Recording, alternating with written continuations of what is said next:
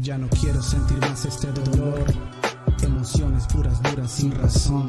Solo quisiera volver el tiempo atrás y nunca haberme drogado para así vivir en paz. Pero puede que sea duro, todas las noches esnifando coca y después fumando un puro. Ya no quiero esto, mi amor, te lo juro. Sé que puedo salir de esto, pero a veces lo dudo. Todo el tiempo solo me siento agotado, cansado, frustrado, drogado. Pero necesito otra línea, por favor. Y es que solo así puedo parar este dolor. Quisiera inventarme una solución, pero esto no es de tiempo ni tampoco decisión. Quiero enfrentarlo y tomar acción, pero estoy tan atrapado y sumergido en mi adicción.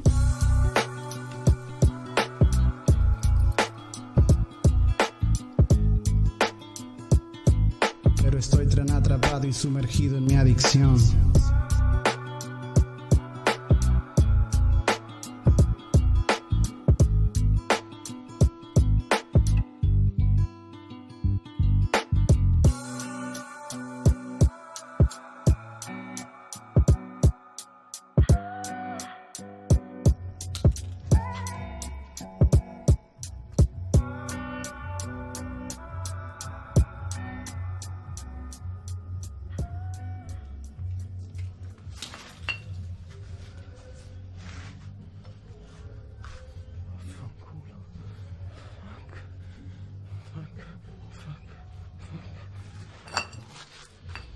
Ragazzo!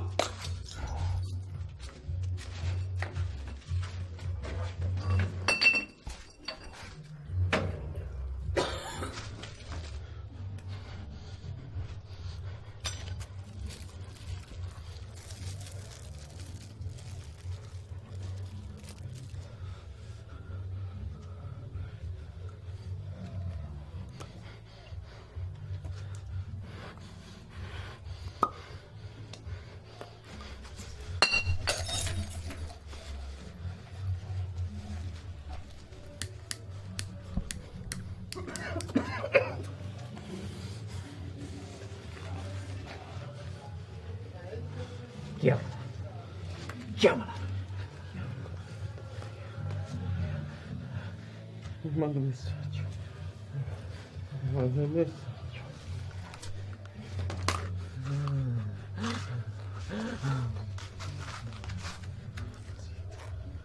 Amore mio, mi sto sentendo male. Vieni, per favore, sono alla stazione di nuovo Sicilia. Good morning, everybody. I hope you're well. Happy to see you here. Thank you, Danga. Thank you, George. Thank you, Elias. Anyone else who has joined us? Please write your name there the way we usually do it. Chimunya, thank you very much. I can see you. Yes, today I just want to go straight into it because I know it's going to take a lot of time to just summarize everything we learned through last 1 year. Of course, it's not easy to summarize the kind of knowledge we were able to learn at YFP Africa over the last over 1 year. And first of all, I want to remind you that the way you measure your performance is against the objectives that you had set apart when you were beginning the course. And so when we began this course, we had 3 modules. And the first module was to make sure that you have enough skills to be able to undertake your career in film techniques. So we're going to be looking into what have we learned, because I think that this page actually is like a library. I was going through each and every tutorial of everything we've learned and looking at the kind of people who've been able to join us and in training you. And I was really, really proud of YFP Africa this time. I don't think we've ever given such a detailed class since we founded YFP. Like we did online with you guys, giving a lot of knowledge. Also, the other thing that we're going to be looking at is what are these 3 modules, what are some of the units we covered, and what are some of the lessons that we need to take going forward. Also, we're going to be reevaluating how much have we done in terms of the skills that we really wanted you guys to get at the end of this course. because one of the skills we wanted you to get was knowledge, the other skill was design, the other skill was production and evaluation towards the end. So we're going to be able to check and see how much have we also been able to cover in that perspective. But I would like to go right into it and start with the three modules that we were learning in film appreciation. And the first module was film techniques. So we had a module in film techniques. And just to remind you what film techniques means, we said film techniques is a topic or a module that has many units that allow you as a participant of YFP Africa to actually be able to do things, to do technical things that you're required to do on a film set. What are some of those technical things that you can do on a film set? So those were the units under the film techniques. One of the things you're supposed to do is to actually understand film, what it is, so that when you produce something, then it's more of a film. So that was one of the things that you were supposed to get in film techniques, and that is module 1. The other thing, the skill that you were supposed to also get is writing.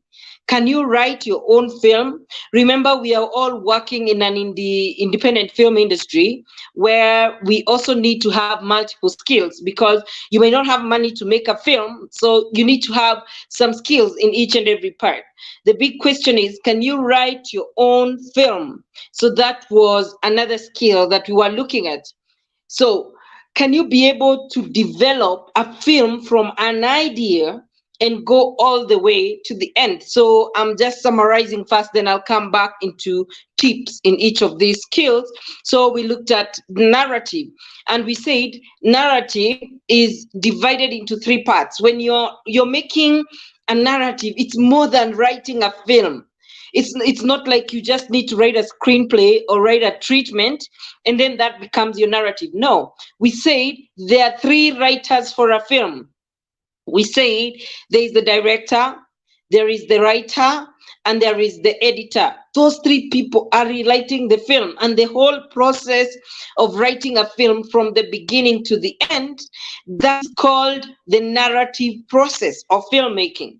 And so it's not just about the script. We already have a ready script right now, but we've not finished writing our film, because our film will be finished when we shoot and when we edit. That's when we'll finish writing our film. Then when we look at narrative, of course, we were looking at different techniques of narrative writing, which we're going to quickly go through later on shortly. And we're able to actually have a full masterclass on how to write your story with Rogerio Bru from Brazil. The masterclass was 4 hours and it's here. And we were able to just learn how to develop a story, how to go about the acts, how to go about developing the characters. And then we're also able to finish that writing part. I facilitated and Femi facilitated, where we're able to teach you through how to develop from a synopsis to a treatment and to a screenplay. So in the film narrative process, that's something we took like 5 to 6 classes, just looking at how to write a film, how to narrate your film. But everything else we were learning in the process of film techniques was also adding value to the way we will tell our story. So that is something very important. So the first thing we learned was, of course, what is film, so that we know what are we making. And the second thing we learned in film techniques was film narrative. The third thing we learned in film techniques is production design. We learned that in a film, it doesn't matter what type of a film you're making, you need to make sure that at least you're deliberate in deciding how your set will look like, how your characters will look like, and how the mood and the ambience of your story will look like. So that's something we really emphasized on. We looked at the 7 elements of design, and we even looked at composition of design elements. Now, the most practical part which we've done is in pre-production in that regard, developing mood board, discussing it, reviewing it. I think that has been really amazing. But the most important part of this design will also happen during production, where you actually now execute your design plan for your film as well.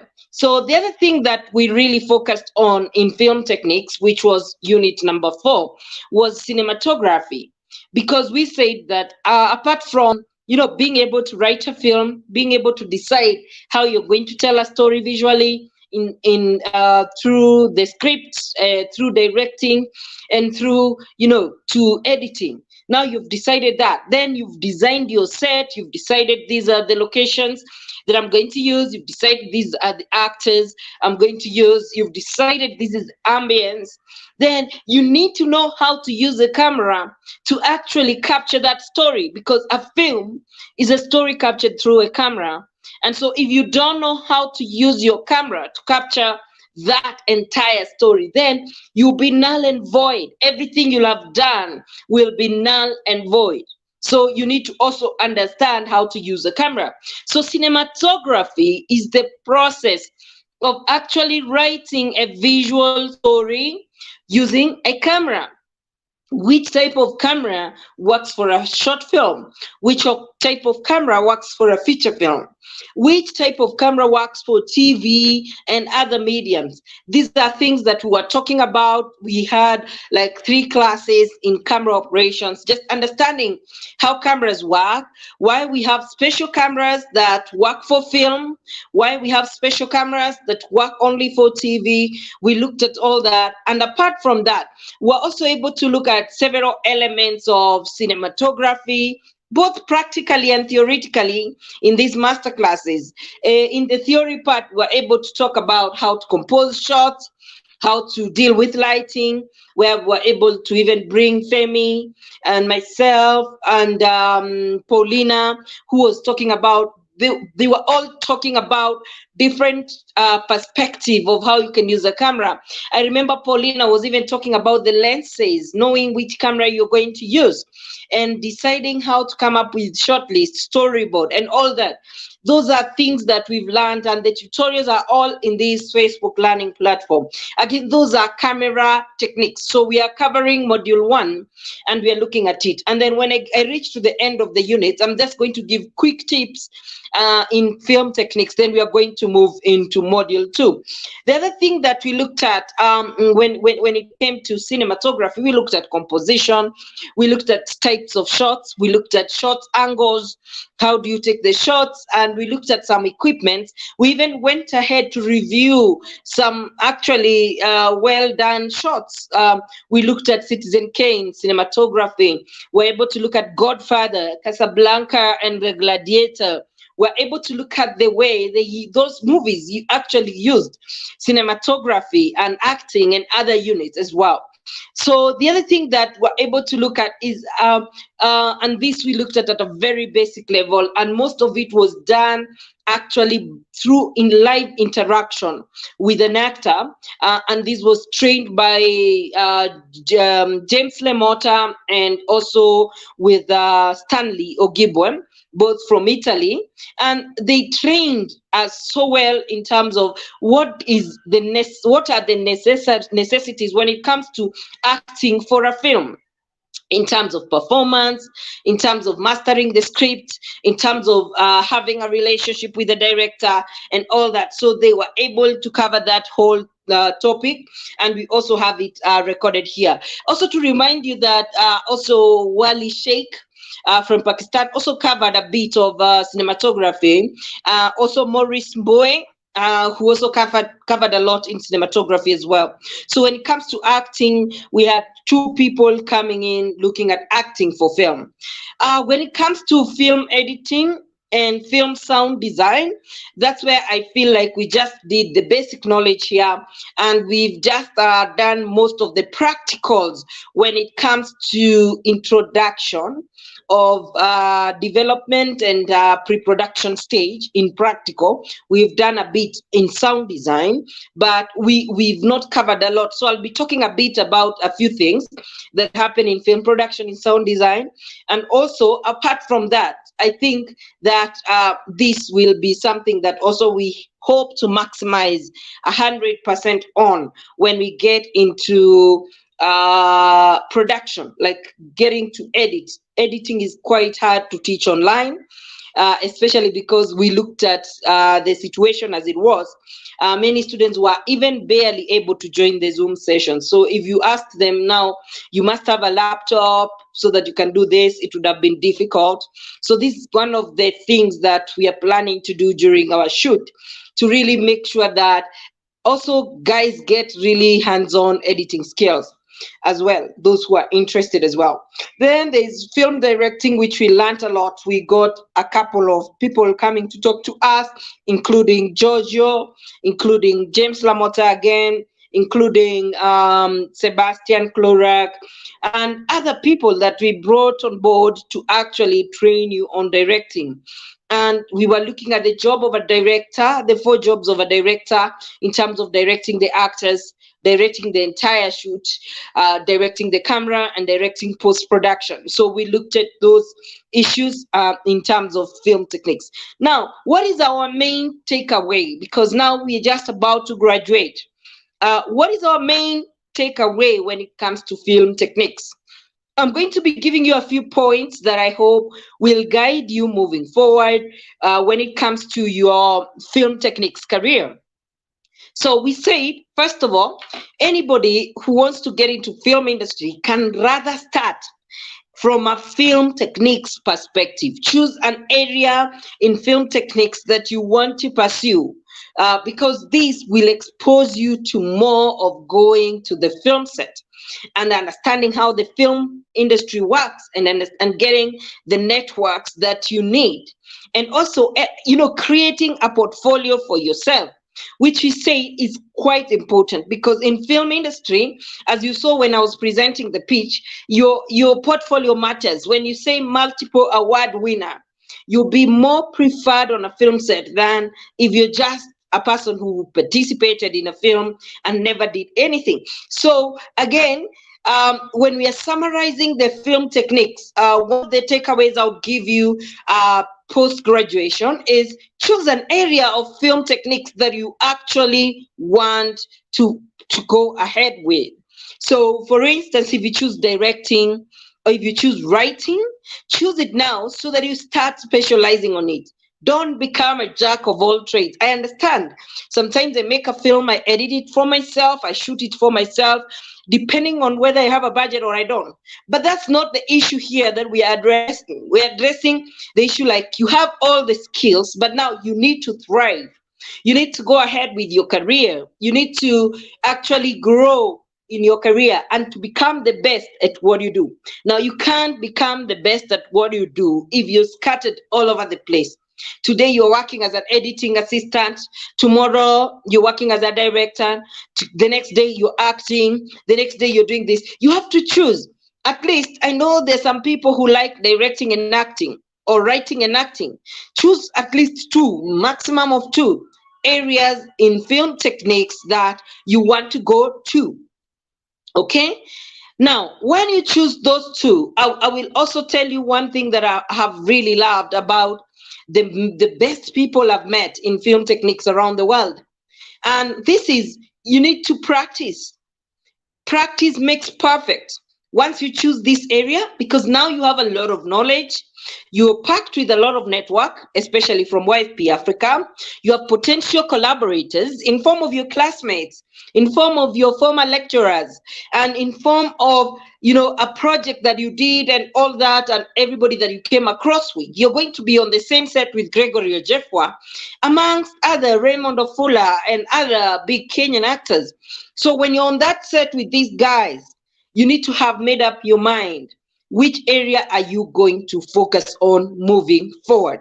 You make that decision.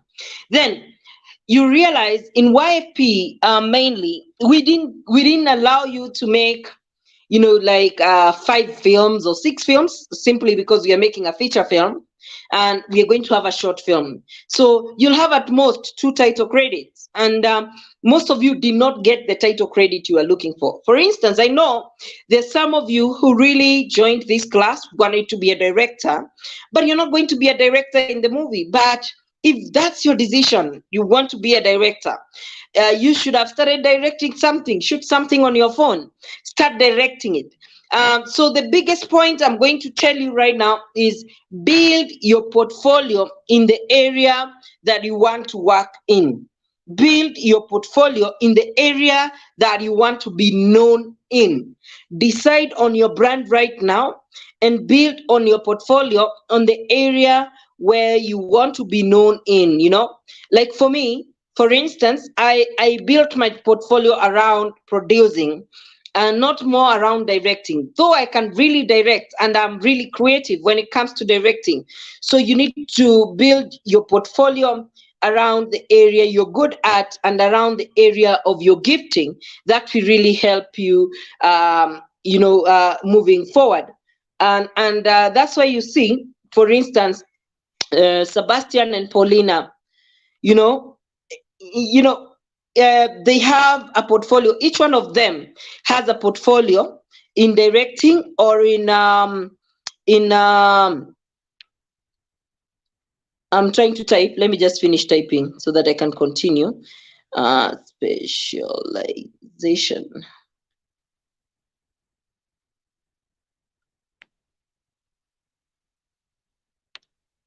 Okay, so I'm trying to type. So you need to build your portfolio in a specific area of specialization. That's very, very important. And for those who are not here, this is very, very important. You can't be a jack of all trades. So you need to actually be able to choose which area do you want to be in.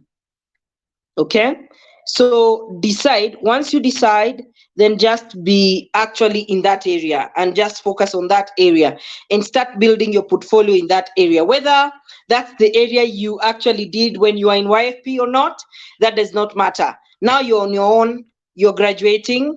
Now you need to really start really making intentional and deliberate decisions concerning your life. Okay, so build your portfolio in a specific area of actually specialization. Then the next thing that I want to give you as an advice in film techniques, and I'm going to go topic by topic because this is really quite important. I've done a couple of notes because my laptop is acting up, and I thought, okay, let me just use my notes for once, do handwritten notes, and then I'm just gonna be giving you some few things here and there. I have a manual which I'm going to give you as a graduation gift, which will have notes on all the topics we've learned. So I'll give you like a manual that you can also use if you want to start a sort of YFP Africa, become a TOT in your country, and train more people how to make films. I'll give you that manual in form of PDF as a graduation gift as well. So the first thing you need to know, to be having very straight in your mind when it comes to film techniques, is understanding what is film, what is TV. What is film that goes to cinema? What is film that goes to Netflix? What is it? What is it that actually distinguishes film? That's very important because film is just like a video, like any other video, but it has its own, film form. It has its own form. It's like Rachel and Crystal and Peace. We look different, right? We all have our different attributes. There's a way we look. There's a way film looks. And I'll give you quick things to remember about film. First, film is determined by the quality that you use to film. Like if you shoot anything 4K and above, it could easily qualify to be film. Anything 4K and above, it will qualify easily to be filmed because that's film quality. Actually, if you shoot in 4K, there is no TV right now screening in 4K because TVs are still on full HD. So the moment you start shooting in 4K, what you're shooting is more of a film. That's one thing you need to understand. The quality can determine what you're making. Two, it's the story and the angle and the genre of your story. It determines whether what you're making is a film or what you're making is a magazine program. For instance, somebody can decide to shoot a YouTube whatever video with a 4K camera, then that does not become a film. So you need to understand film. What is the film story? What are the types of film? We have fiction, we have non-fiction, we have animation, then we have experimental. So if your film cannot fit anywhere under the 4 types of films, then you know you're not making a film. If we are speaking non-fiction, we are not saying that if you go and shoot news with a 4K camera, then that's film. No, I'm sure that by now you understand what kind of stories that we make in film, and that you understand the cinematic language. You understand the term genre. You understand in genre we have action. You understand what action films are. You understand what crime stories are. You understand what drama is. You need to really, before you embark on making a film or in taking this as a career for yourself in the technical space, you really need to understand, because we expect you as the technical person to really come through for us when it comes to making decisions. And you can't be making decisions, like serious decisions, like which lens to use, which camera to use. You can't be making such serious decisions if you don't understand what are you making. And that's the reason why you see, like, our feature film has taken a long time to actually finalize on. It's because we already know what kind of a film we are making. We also know where are we taking our film and what do we want to achieve with that film. We have already decided that our feature film, we want to make money. We want investment in it. We need a minimum budget to be able to make this film. So actually you need to make a deliberate decision on, do I really understand what film is? The other thing, I've talked to you about 2 things.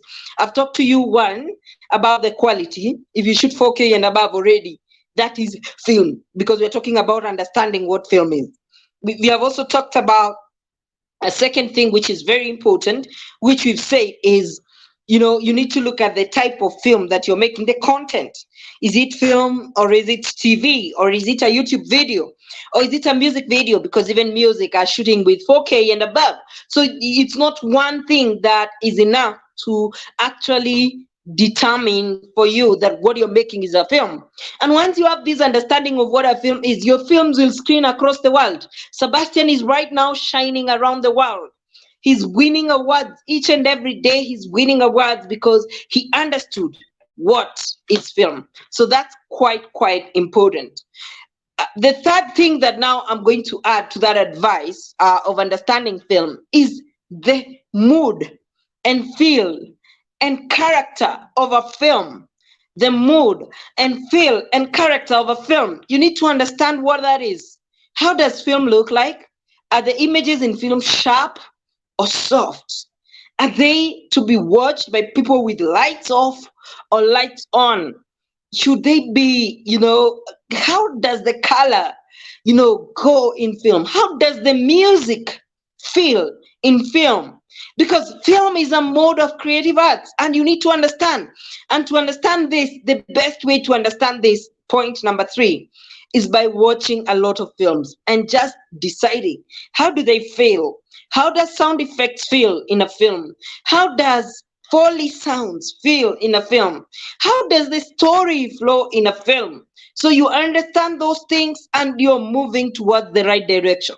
So the key thing I'm going to tell you today is spend the rest of your time as you're waiting for the graduation asking yourself one question. Do I really understand the difference between a film and a TV and an advert and another form of art, creative arts? Do I understand what I'm making? How can you make something that you don't understand? And then also understand that being in the technical department requires you to be an expert. You're an expert. People are relying on your technical advice. Let me put this in a better way for you to understand. Let's say that you've gone to maybe a theater, or no, not a theater, even in your house. You've called an electrician to come and have a look at your TV. right? That's a technical person. When they come to your house to check your TV, why is your TV not going on? You can't be able to know what they know because they're experts. They've mastered their field. They know how to examine your TV and tell you what's wrong with it. How can we repair it? Or what do you need to do with your TV? So that's quite important as moving forward in your career to understand, do I even understand what I'm making? Is it a film? Do I understand what it takes to make a film? And I know there's one more experience that is going to make you understand film better, making your own film. And we've done half that process. We have half process to go. But once we finish doing this process, because we are doing a professional film, I think you will really have deeper understanding of what film is. But even before waiting for that, try and understand. Ask yourself, do I understand what a film is before I go into making a film? So that's another tip that I'm going to be giving you under film techniques module. The third film technique tip I'm going to give you, and this is actually very much related with, if you're enjoying this class, give me a like or something. Let me see that if we are together, or if I'm talking to myself, give me a thumbs up, give me a like, give me something if you're enjoying, and if you're having a refresher course in this. So we are actually now summarizing introduction to filmmaking and why you need to understand what filmmaking is. And we're going to go like that in each unit. And then I'm going to go into the film business part as well. So the third thing that you need to understand is, now that you're taking a career in filmmaking, and we've said you need to specialize. You need to specialize in a particular area. Choose an area in film techniques that you want to use. And most importantly, I just want to tell you real quick, that the first job you'll have, most probably, you'll have this job as a freelancer. Thank you for the feedback, Kevin. I can see you. Thank you. I can't see your name, but you're saying awesome. You're saying, George, you're saying this is good class indeed. Thank you. So thank you. I can see all your feedback. There's some people whose names are not appearing, but I can see you here. Thank you so much. And I can see your comments.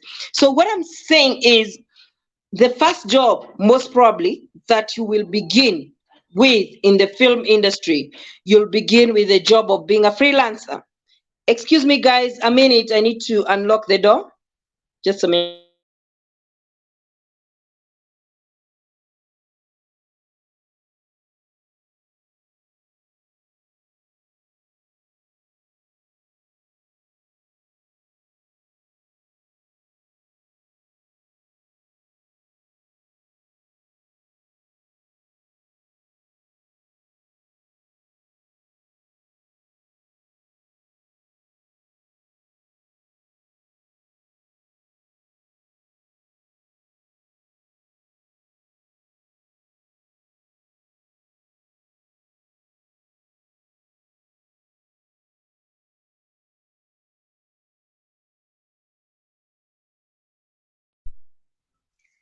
I'm sorry about that, guys. Yeah. So continuing, I was saying the first thing you need to understand is, most probably and most likely, the first job you'll do is a freelance job in the field, and that will be your starting point. And so I was talking to you about knowing, specializing. You've already specialized, picked the area that you want to be good at, and you want to offer your expertise in that area, and freelancing will come in hand in hand. And your first job will determine how far you'll go. Because, and I want you to note this down somewhere, film is a job which you get through referral. Yeah. So, it's through referral. Like, I worked with Michael, or I worked with Elias. They're really good at what they do. Okay. They're really good at what they do. So if somebody asks me, I need a camera operator, or I need a director, I know exactly who to refer. Okay. So please take time to find out, and this was my point, take time to find out, if you're a director, for example, what's my job? What does my job entail? When I go to a film set, how much should I charge? Have you ever seen somebody who keeps saying, I want to get a job to direct, I want to get a job to do a camera, and they don't even know how much they should be paid? How ironical is that? You get? You don't understand where you are. You don't even understand what's your job. Then you go to set and you're fired because you don't even understand what role you want to take. Yes, you've been practicing. Yes, you're good. That's not going to be the selling point. Do you know how to work with people? Do you know how to keep time? What makes you better at your job than anyone else? So that's going to be quite important as we move forward in the technical industry, in the introduction part, in getting into the filmmaking industry. Also, you need to ask yourself, what are the opportunities available in the filmmaking industry in my country, globally? You need to understand the opportunities available. You need to design a path. How am I going to move? Now I'm graduating. I have proof that I've worked on a production. I have a show reel of my work, and I also have made a feature film and a short film, which took more than 1 year to create. So, and I also have a network of people from 7 African countries and 2 European countries. The big question is, how am I going to use this to kickstart my career? And I'll tell you a truth today, and you'll come back and ask me about it later. But I'm going to tell you right now because I'm not going to sugarcoat it. This is the last class. I have to let you know the right thing. I'm going to tell you this truth. In this class right now, we are so many people, but maybe 5 are going to be successful. The rest of us who took this for granted, who take this opportunity for granted, you're going to be in the same area of your life. So you're going to have wasted a whole year of your life because you are not committed to what you're doing. So for those who are committed, if you want to be among the top, those who perform well, you need to ask yourself, what's going to be my job? If I'm going to take directing and camera assistant, or I'm going to take writing. So what's going to cut a niche for me? What makes me a great writer? Is it the angle of my story? Is it the language that I use? What makes me a great cinematographer? Is it because I'm so daring? I can shots that never existed. What is it? What is it? It's not by chance. You never get anything by chance in this industry. If you're a producer, what cuts it out for you? What are you really good at that people are not good at? Is it the logistics planning? Then you can go into production management. Is it the business part? Then you can go into other areas. Again, you need to understand what's your role, understand what entails your career that you want to take. What qualifications do people ask for in such a career if you're to be employed? Like, let's say if you're to be employed in a TV station, or for an acquisition company, do people need you to have a degree? Then that will help you to shape your path towards the next step you're going to take. There's some people who leave YFP and they're good to go. They can kickstart their career and go on. And there's some people who will leave, but because of their thirst for leadership and something like that, they will think, okay, I've done YFP, I need to finish my degree and my master's because I need to become a lecturer, one of the best lecturers in Africa for film. So you're going to leave this class knowing what's the next step because you already understand where are you going. You've already selected an area which you want to specialize in. I specialize as producer and trainer. So any education that comes as an addition to my career, that's really good for me because it's in my path. But in the future, in my retirement, I want to be more into film infrastructure. And that's why I'm networking like crazy right now. I've been networking all my life because I know to build a film village, we require the support of government, we require the support of, private sector, we require the support of so many people to build it. And that's my retirement project. So you look at yourself and you say, where do I want to go? I'm graduating now. Where do I want to go with that? So I've taken a lot of time talking about why you should know what is film. What is my opportunity in film? What is the thing that I want to specialize in film? Choose one area, and at most 2 areas. But if I were you, I would choose one area. I started off as an assistant on set, production assistant. Then I outgrew that position. I went into production management. I outgrew that position. Then I went into directing. I outgrew that position. And now I'm in producing. And I will outgrow that position. I'm now producing and lecturing. And I'll outgrow that position and become an investor in the film industry. That's how you go. You go climbing up, but you need to know your end. You need to know your end. If you know your end, it's easy to plan towards your end. So that's quite important. Now, in film narrative writing, if you want to become a writer, what are some of the tips I can give you off the hook? First of all, you need to interrogate. If you have to be any of the film writers, that is the director, the editor, and the writer, the screenwriter. You need to interrogate your language, your cinematic language. How much are you conversant with telling a cinema story? Can you write it down? How well can you write it down? I'm sure by now one of the best practicals we've done in YFP Africa is actually in writing a film. We've written over 13 drafts, changing the script, reading through it page by page, looking at our mistakes. And one of the things that I really enjoyed and really will give the highest marks of what we've done is actually writing a production. We've written and rewritten. And even in Hollywood, they say a good film is not written, a good film is rewritten. You need to interrogate your skills. Is it a natural talent within you to write? Are you good at writing in grammar? If you want to become the writer on script, do you really understand how to write for film? Do you really listen to dialogues in movies and really learn from how to do it?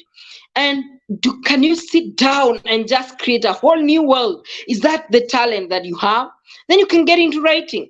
If you're not good in writing, but you're good in ideation, then again, you need to identify your place in the screenwriting process. Some people like me, they're very good in ideation, not very good in writing dialogues and stuff like that. So I can come up with a great idea and then commission a writer to write it for me. There's no shame in that. I can't be everything. I'm not going to stress myself trying to be everything. And that's why you never see me trying to stress myself to direct this movie. I would have directed it if I wanted. But why am I stressing myself to be what I don't want to be? I've already decided this is what I want to be. So don't stress yourself. If you know that in screenwriting, you have the capability. There are these kind of people, and I'm going to tell you today. I think this is something we never covered in our class before, but I'll tell you today. And this is concerning if you want to become a writer in the technical areas. This means that if you want to become a writer, one of the things you need to understand of yourself is, are you the kind of person who's like a founder of something? Who's always having new ideas? You go and see water flowing and you come up with an idea for a movie? Are you that kind of a person? Yes. You need to self-examine yourself to see, when you develop that idea, how far can you go ahead in writing that idea into a great film? Can you develop the idea? Tick. All right? Can you further develop it into a synopsis? Try to develop some scenarios? Yes, you can. Then, can you do a screenplay? No, you can't. So once you understand your limits, you write them down and you understand, every time I make a film, I'll need to collaborate with a screenwriter who can actually bring my ideas to life. There's no shame in that. And actually, it's still your movie, because if you came up with the idea, it's your story. And that's why in the title credits of a movie, you'll see a credit that is story by or written by, and then it is screenplay by. So there's always these different title credits that come with writing. Again, you need to understand, what kind of a writer am I? Am I an ideator? Which I am really an ideator. I'm more of an ideator. I can even think through the scene outline and the treatment, but I can't do the screenplay. I don't like screenwriting. So I'll always have to commission a screenwriter. Then once you understand that, you know that you need in your network to have somebody that you really trust when it comes to screenwriting, because film is about teamwork. All right? Okay, then ask yourself, what stands out about your writing? what stands out about your writing? Now, I'll divide this into various angles, because we're talking about film narrative writing, not film screenwriting. So what stands out about your writing? Are you really good with a pen and paper? Or are you really good when you given a script, you look at it, you direct your crew, and you always nail it? Like Sebastian. Whenever I know Sebastian is doing something to do with directing, I sleep at night safely, because I know Sebastian, when you give him a good script, he will write it. He will make it come to reality in front of the camera, and it will look good. It will look global. It will be competitive. It will win festivals. This is something I've tried and tested. So what's your talent in narrative process? Is it that you're so creative, you got an idea, or you get a script you can write? So that means you're leaning more towards directing. There's other kinds of people who are very good at reading a script and using a camera to try and achieve the mind of the writer. They look at a script and they use the camera. They impress the director with their skill. But all those guys are under the director, so the director is in charge of writing that story. So are you good in executing a written script, giving it the best value, improving it by far, improving the story that was written on paper?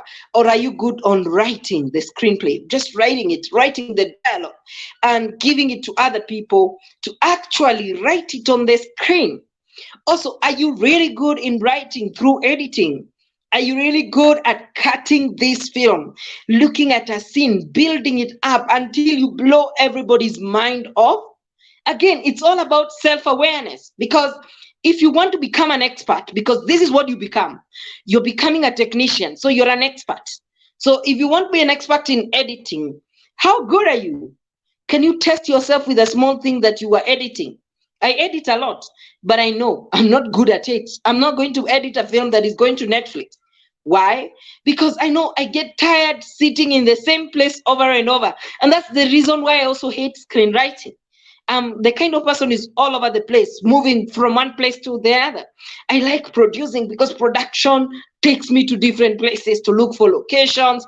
I'm talking to people. That's who I am. Find yourself. And if you find yourself in this film industry, I promise you, you're going to stand out. You're going to stand out. And don't just say, I want to be a writer. Writing is a talent. I want you to note that. And if you've noted that, give me a lead sign. It's very important. Don't put yourself where you don't belong. If you know, I'm not an ideator. I can go someplace and I'm not inspired even to come up with anything. Of course, all of us have ideas all the time, but can you come up with good ideas? Do you have that talent? I have a good talent in coming up with great ideas, but I always need help along the way in implementing. And that's because I know myself. I know my strength. I know my weakness. I'm able to make decisions on who to bring to board on my team so that we make a particular project happen. Okay. So my projects happen easily because I always know what I need, what kind of complementation I need to actually make the dream a reality. So again, that comes to narrative writing. Narrative writing is a big topic. Which part of narrative writing are you really good at? So that's a big question. And you need to know. So if you're going to become a writer, if that's not your strong point, then maybe you'll find your strong point in other areas of film techniques. Or even maybe find that you don't have any strong points in film techniques. You actually have more strong points in film business, which is okay. All of it is filmmaking. We all complement each other. Like my career right now is more in film business than in film techniques, which is okay. I'm not less of a creative. No, it's because I've chosen where my strength is at and where I can go far. I'm not going to go operating a camera because I know, yes, I know everything about camera and everything, but I know where my strength is, and that's what I'm going to capitalize on. And that's what makes me shine at what I do, because what I do is what I love to do and what I know I'm good at. And that's why even the film you watch in the beginning, you see producer Rachel Wainaina. You look at many productions, even Sebastian has done, Wally, all the guys who came in, I've produced for them and I've done a good job because I shine at that. When I do that, I know what I'm doing. Okay, so I'm not gonna bother myself doing something that I'm not the best at because I'm not going to shine at it. Sebastian is right now shining all around the world in directing. Femi shines in directing. Paulina shines in cinematography. Okay, another guy you're going to meet him, a friend of mine, Wally, and you met him once in this class. He's very good. He shines in cinematography. He shines in editing. Another friend of mine, James Lamotta, he shines in acting. He shines in directing. So what do you shine at?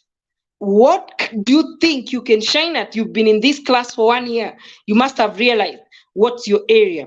And you can even be typing in the comments, which is the area that you feel that you can shine in. Let's make this a bit more interactive as well. And you can be putting your comments as I go on.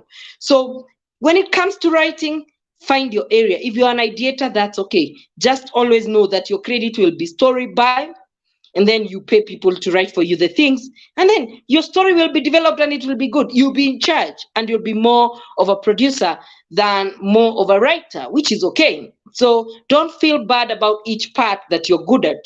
We are all not good in all areas. We are all good in one part. The good thing is if you identify that part, you're going to go very far with it. Now, once you do that, when it comes to film writing, identify your area, which you're good at, and specialize in it, practice in it, get title credits in that area in writing, and make sure all your credits are in film narrative, either directing or editing or writing. Then you'll get a very good career in narrative writing for filmmaking. There's some people who are 3 writers in one, like James Cameron. I'll give you international examples. James Cameron writes, edits, and also directs his own films. So there's some people who have that talent. But when you're starting, it's good to go slow. And then if you discover you're really good at these 3 areas, that can be the advantage you're bringing to the world. Because if you don't know what you have over other people in this creative industry, I promise you it will be very hard for you to shine. That's just the truth. I'm sorry if I'm killing somebody's what is it called, morale, but I'm just telling you the truth in that perspective. So you need to know, what area am I going to shine in? Because now I've been in YFP, I've done pre-production, I've done all that, and I've known. Okay, so you need to know that very well.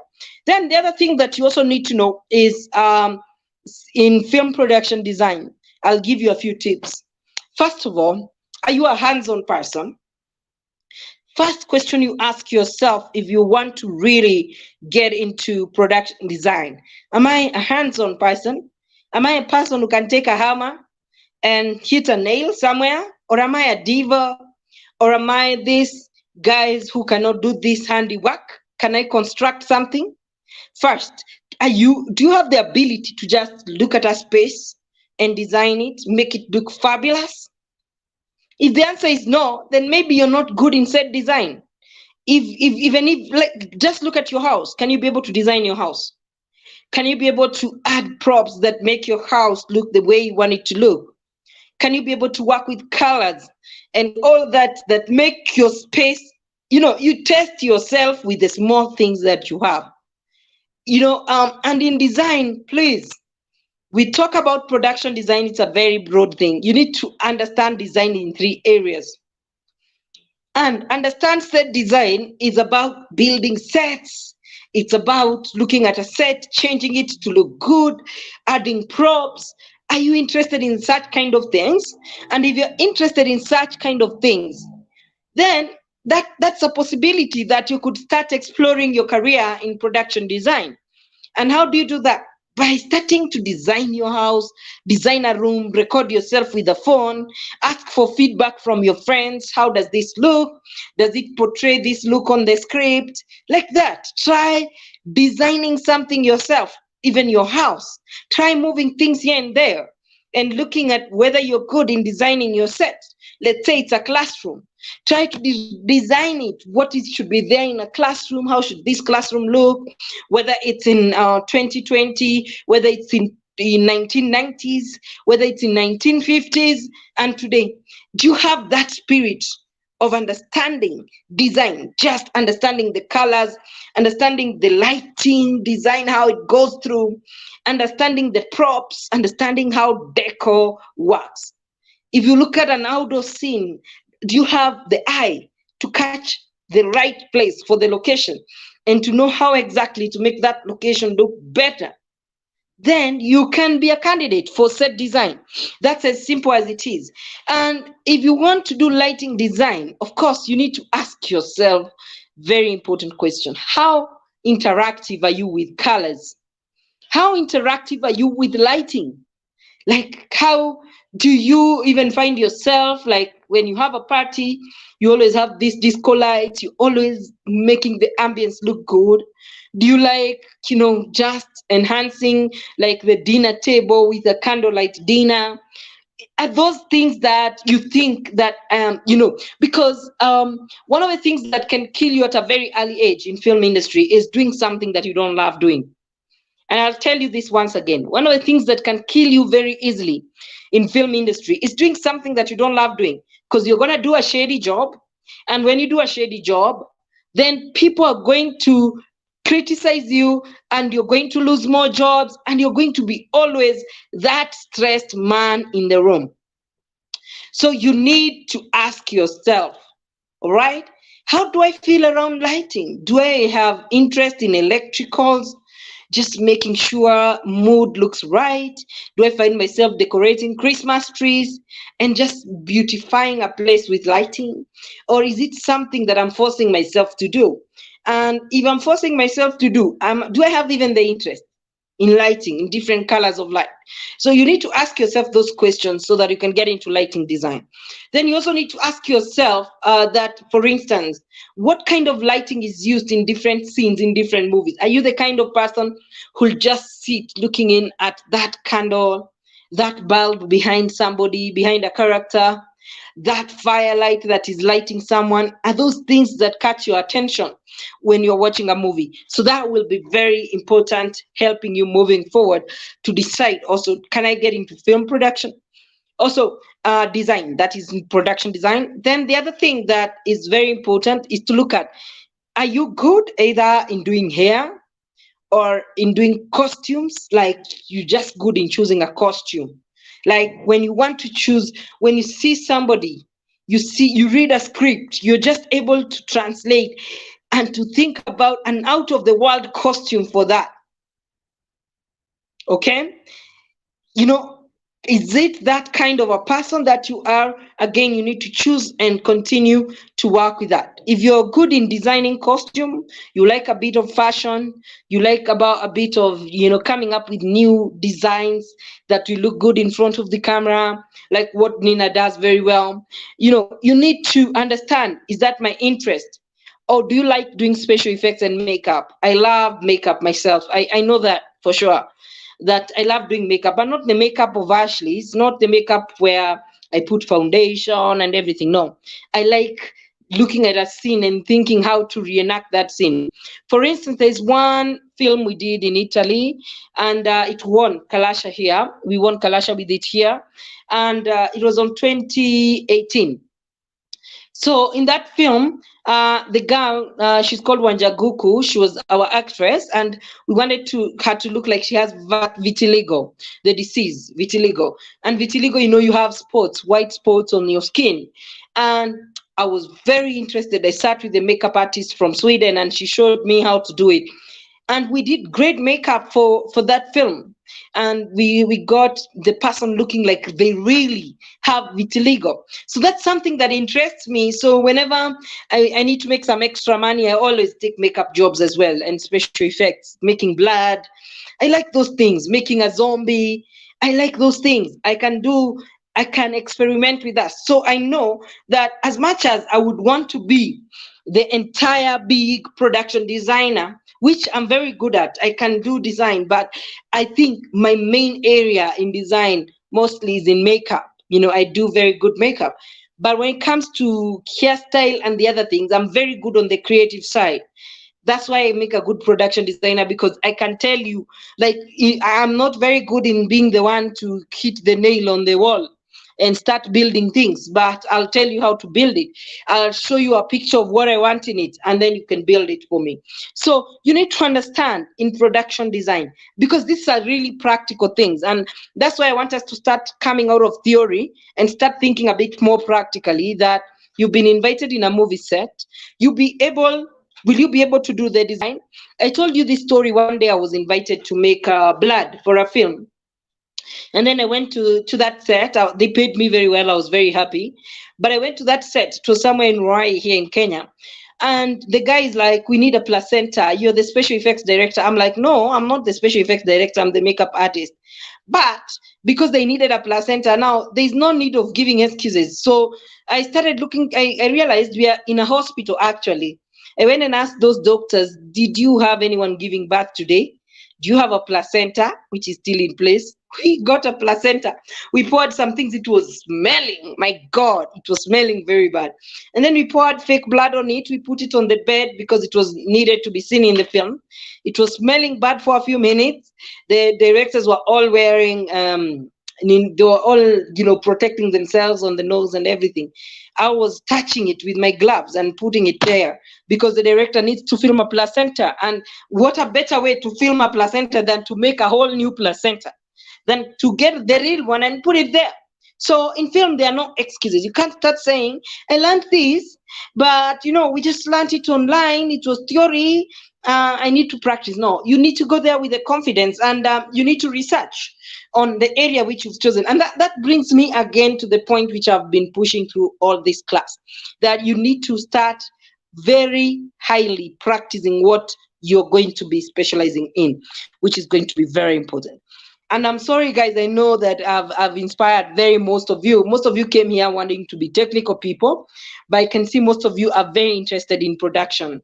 I can see that from the comment section. But for those who are really interested with the technical areas, I want you to put it in your mind right now that you're going to be the expert. People are going to rely on you to actually advise them, to actually execute. So you're going to be executing these things. So it's no longer, when you take a title credit like this, it's no longer about asking questions, about being lazy. You have to be able to do it again. Then we move to cinematography. Of course, cinematography first skill is camera operations. Do you understand the camera? Do you understand a film camera? Do you understand how to buy, how to rent? Do you understand the accessories that you need with that camera? Do you understand how to actually put lenses, use Steadicam, use anything, that you can use to operate that camera?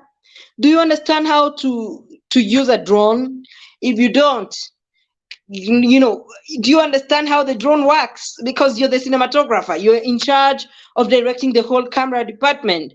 You're in charge of deciding which equipment will be used for your department.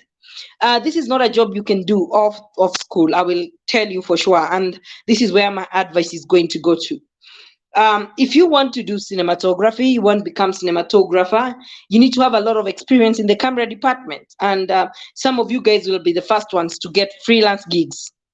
So start as a camera assistant, start as a second camera assistant, carry things for people, load cards, do this, start with the simple work, all right?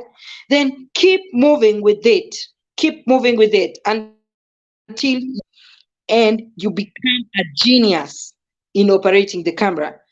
Are you really the kind of person when you're doing the shots? Like Elias, I think when I see you reasoning, even Isaac, I see you guys reasoning very well. Like you see the script, but you're thinking about the shot or you're thinking about the sound. So you need to, are you that kind of person? Then you can get into the cinematography department. Again, you can start from small, go bigger, because cinematography department requires you to know about shot scheduling, about coming up with storyboard and all that, which you've done several times, which I'm not worried in pre-production. But even before production, you need to do good selection of equipment. You need to deliver results during production. You need to deliver shots, and you need to be able to think very quickly whether you've taken the right shots or not, and advise directors on how to achieve a particular shot. And you need to be going with the current standards in the industry right now. How are cinematographers taking shots? Are they taking them on the tripod, or are they moving with the camera? What are some of the equipments they're using? Do we have those equipment? Have you used them? Have you been on a set where those are being used? Because most probably, even if you get a TV commercial or whatever, you need to be able to distinguish this camera, I can use it to shoot film. That's why I never particularly invest in cameras, because I've always found in each and every production I've done, I've used a different camera depending on where I'm taking that production. So if I were to buy cameras, I would have millions of cameras. But the cameras that I have, that even like the one which is being donated to us, are for practice. Just like, can you remove a lens? Can you adjust exposure, white balancing, those things. But they're not for shooting exact projects, because film cameras are very specific and they keep evolving. And every platform where you're going to take your work is going to require a different kind of expertise. It's going to require a different kind of a camera. So you're going to find yourself transitioning from one type of a camera to another type of a camera. So understanding the camera, then understanding how to work with the director, understanding how to visualize what has been put on script and the vision of the director with your camera, being the person to go to solve anything when it comes to recording with the camera. Again, this is a career that requires a lot of practice. Can even take 10 years before you become good at it, to really call yourself a proper cinematographer. Again, if you find your talent is in this area, this is a very well-paying field. You can go ahead and specialize. Again, even gaffers, lighting people are in this department. Key grip. People want to specialize with support systems like Steadicam, like Jib, like Crane, like even just being a drone pilot. You can specialize further in the camera department. You don't have to be a cinematographer, and you still be paid very well. You can be a camera operator. You can be one person that is called in all productions as a second camera assistant or as a first camera assistant, because you know how to log in your equipment and all of that, and you'll be paid well. Actually, in Kenya right now, I don't know about other countries, the TV commercials pay very well to the camera or operating team and the DOPs, because mostly the companies themselves direct the production, but they require these special skills to make sure they end up with a good product. Again, in the camera department, it's all about familiarization with the equipment, familiarization with the filmmaking process, working coordination with the director, and being able to always get a good shot. And you can start by looking at not very far. Try to take a scene with your phone and see how creative you are. You know, I always tell people, stop complaining. Oh, I haven't had a camera to practice. Use your phone. Try taking a photo if you want to be a photographer. Try taking as many photos with your phone, framing them. Don't take them like any other person. Try to do something with it and try to practice different moves, different achievements. Look at it and say, am I proud of myself? Keep practicing, and keep making these scenes. Nowadays, mobile phones are shooting at a very high quality, so you can practice, get an actor on screen, get a very emotional scene done, and you'll be on the way to a bigger achievement as well in cinematography. Then when we're talking about acting, this is very important. And I always say the thing that makes an actor great, it's one, being able to get off yourself and become the character in the story. Are you a person who can read a script, see your character, own that character, and bring that character to life? And you know, understanding, again, everything goes back to understanding the medium you're acting for. So you can be an actor, but are you good actor for film? Or are you good actor for theater? Are you the kind of person who likes over dramatizing things? Or are you kind of a person who can get very real in your acting, very emotional and very personal, get into a character until people believe that that character is actually you? That's the kind of thing that we look for in acting. And whenever you go for audition, what we are looking for as the creative crew, the producers, what we're looking for when you come into that room is that first, how much can you understand the script? Can you understand the script? One. Can you interpret that script? Two. Can you bring in a bit of your creativity and even shock us when you're performing that part? Three. Are you a good actor for film or for theater? Four. Are you not a good actor at all? Five. If you're not a good actor, out. Because not everybody is a good actor. And acting is actually faking it.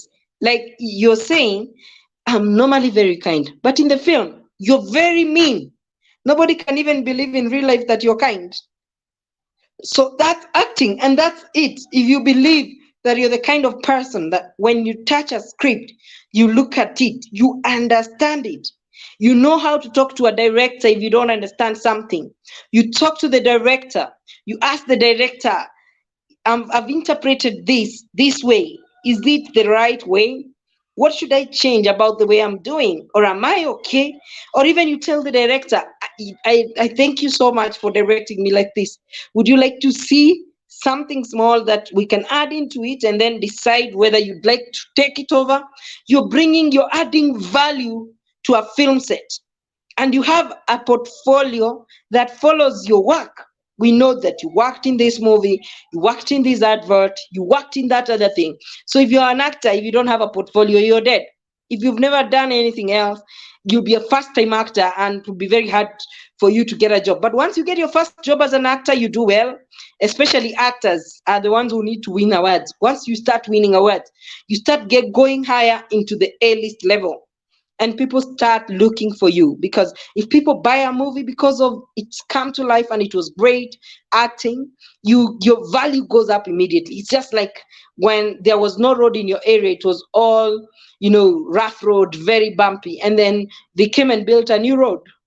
The road is enjoyable and people are driving there. The value of the land in that area appreciates, it goes up. It's the same. If an actor acts in a movie, wins awards, delivers a world-class performance, that makes your first showreel.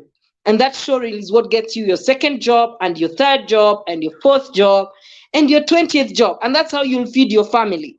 And I'll tell you, it's not easy to work in film industry, but I feel that actors, first, you need to join an actors guild in your country because there's some rates.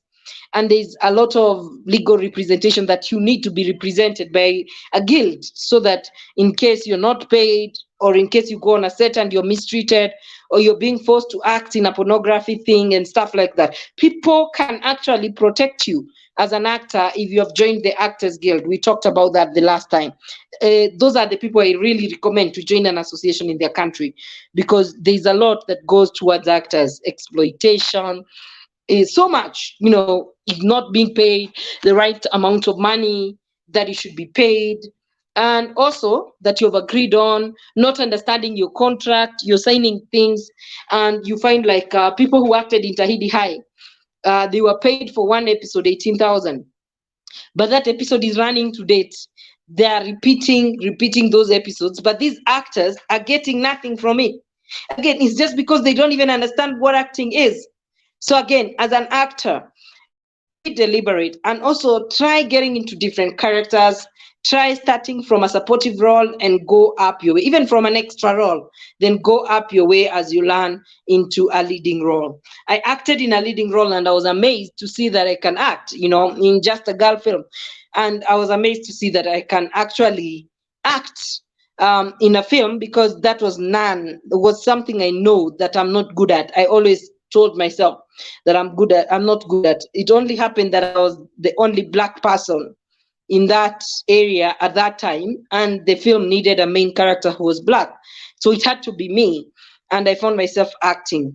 And I want to take a sip of water so that I can come and finalize editing, sound, and directing.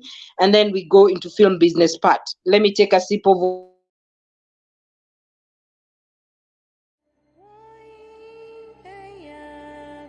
Akimoha na shuka, akimera mekareve, maikara thĩ oire kahiũ akĩmatinia cha. Nyũmba ya mwarĩ witũ, nyũmba ya mwarĩ witũ, tũhinyagĩrĩrio nĩ athuri aya aitũ, ũrĩa maiga tũgeka nĩ twahinyĩrĩirio. Moiheia tũgũtũra gũkũ, tũhinyagĩrĩrio nĩ athuri aya aitũ, ũrĩa maiga tũgeka nĩ twahinyĩrĩirio.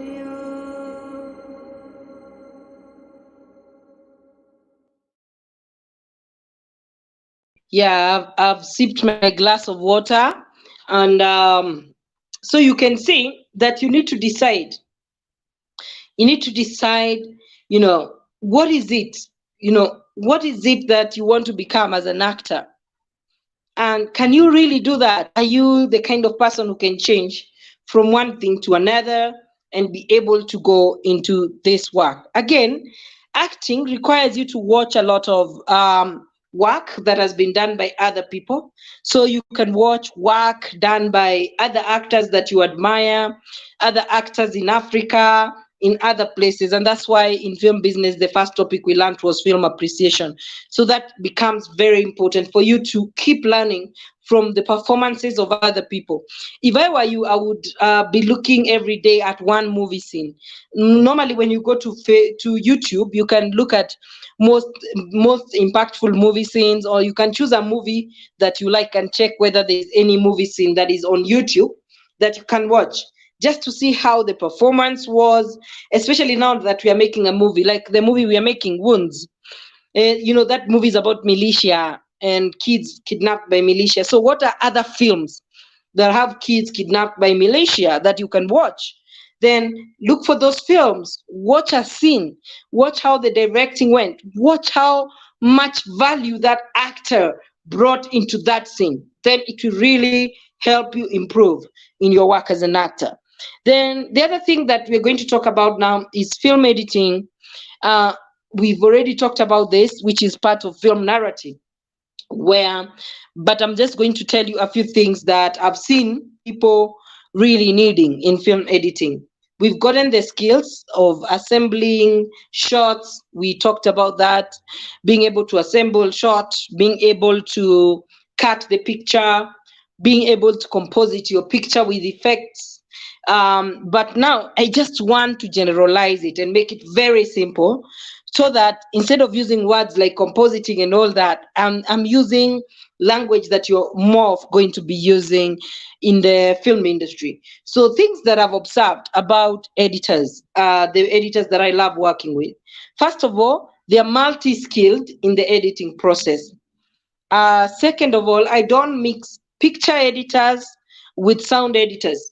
That's a must. I don't mix them because I've realized sound is very different from sound editing is totally different from picture editing. So I always separate both of them because they have different skills. Now I'm going to talk to you about picture editing.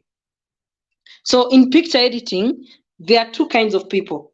Number one, there is a person who understands the master collection of all editing softwares. This person can edit with Adobe Premiere CC, can edit with Final Cut Pro, can edit with Avid, DaVinci. So this person understands the whole process of editing. There's the kind of people who even do animation and editing, and they are very good at everything in editing. So those are holistic editors. Most importantly, when you don't have a big budget, that's the kind of person you will invite to come and work with you in picture editing. Then there are some people who are really good in one area of editing. For instance, there's some people who are really good in color grading. And color grading is one of the areas which pays the most. For just a girl, we are spending how much? And it's just a short film of 15 minutes. Yeah, I think we're spending $800. $800 is 80,000 Kenyan shillings just for color grading a short film, which is not going to be sold anywhere. Now, if you tell these people, color grade for me a whole feature-length film, and 15 minutes, they're charging you $800. You can imagine how much money goes into color grading. In fact, I saw a friend of mine who had written that the next frontier for creating jobs in the creative industry is animation, because it has very few people. And as I'm talking to you about animation, let me tell you something. Just the other day, somebody called me, a friend of mine, and asked me, get me an animator. I want to do a 20 pages book on kids book on animation. I couldn't think of an animator off the top of my mind, but I know somebody who's done a kids book and it has animation. So I approached them. They gave me this designer who I don't know. We met through email. And I asked the designer to give me a quotation of how much it would take to do one illustration of a page. I mean, build a whole animation of one page that will have a small text on the top for the kids book. And I thought that they would charge like $100 maybe, but they were very expensive. One page they're charging like $200 for one page. And if you look at the amount of work, you can actually look down on it. So I'm imagining this is a person sitting in their house, one page they'll do in a day, and they already have 20,000 shillings. They have $200 in one page. So if they're given a book of 70 pages, you can imagine how much money they'll be making in that. So there's some special skills that you can get that will enhance your editing skills, because again, you don't want to block yourself and say, I'll only be editing fictional films. You know, there are guys who are really good, by the way, in editing documentaries. And then there are guys who are really good in editing avant-garde. Avant-garde is like this kind of films that have very weird things happening. Like people are in space, they're traveling with ships, and there's a lot of special effects. It's not a realistic kind of story. And then there are more people who like shooting reality, like the Tyler Perrys of this world. They like shooting real life, more of real life stories and following it with the camera, and that's what they do. So you find all these, there are kinds of editors who are good in different parts, but there's a kind of editor who can do the whole job. So you have to decide for yourself, which area am I good at?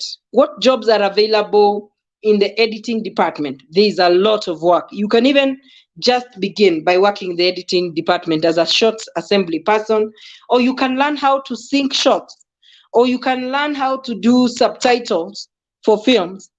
And then people will just be calling you for jobs to subtitle the whole film. And you can even be knowing different languages, and so you can be involved in translation of dialogues of actors.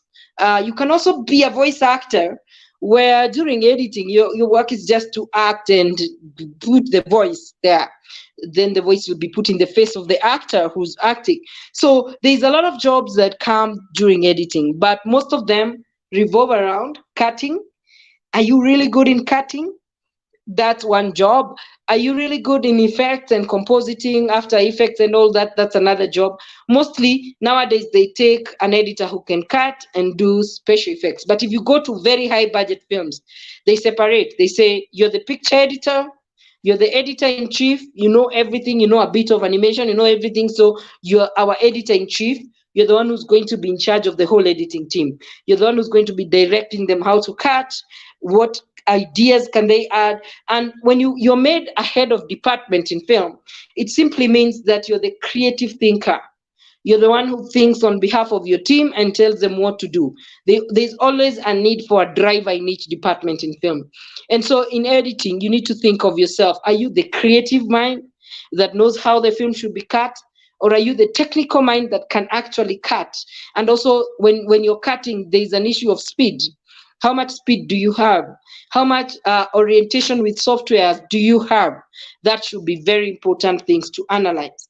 Then the other thing that is also very important to analyze when it comes to editing is also the compositing with effect. Are you good at looking at a picture, keying out green screen, compositing, adding things to the frame that were not there, modeling new locations and bringing them together like the Lion King with your characters? Are you very good with technology?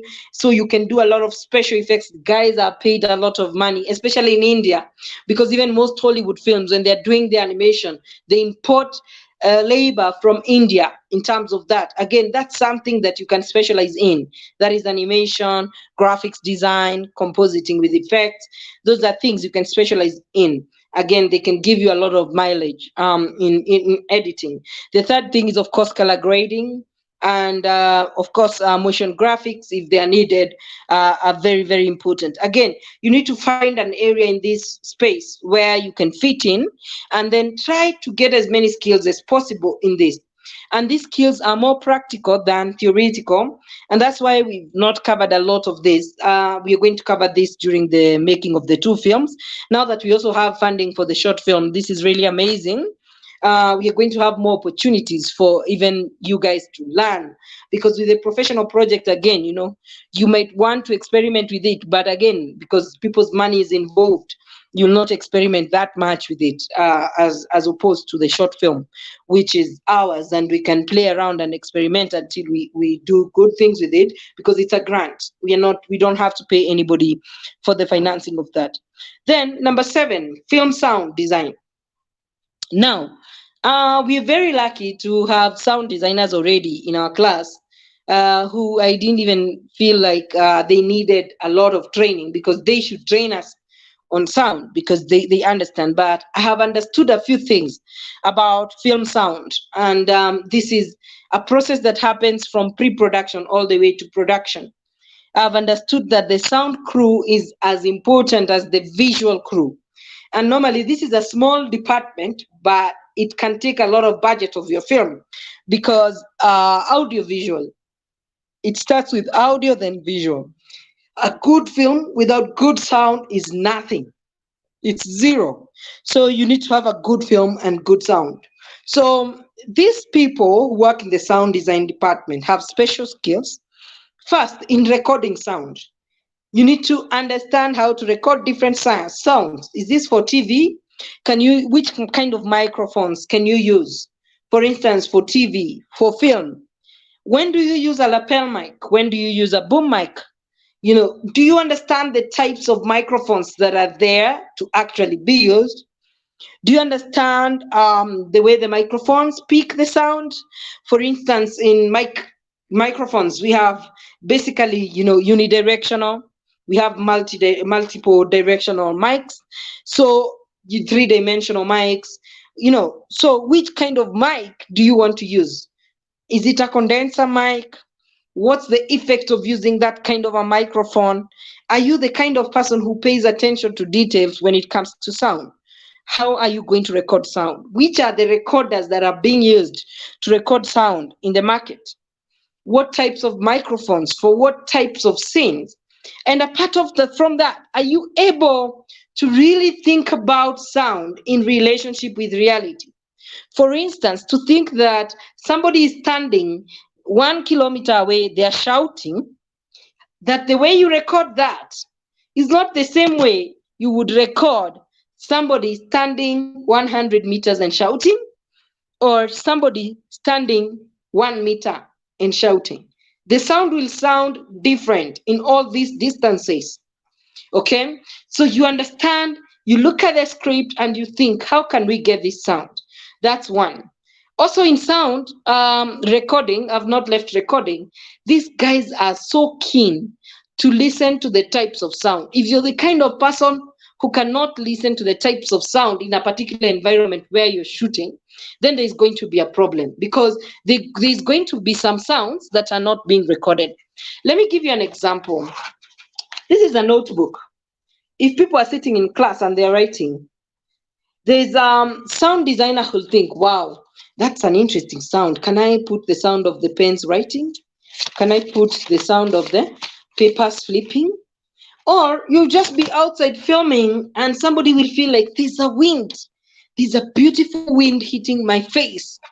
Now, how can I record that wind so that the viewer can get the same experience as much as it's a dialogue happening, or as much as people are walking?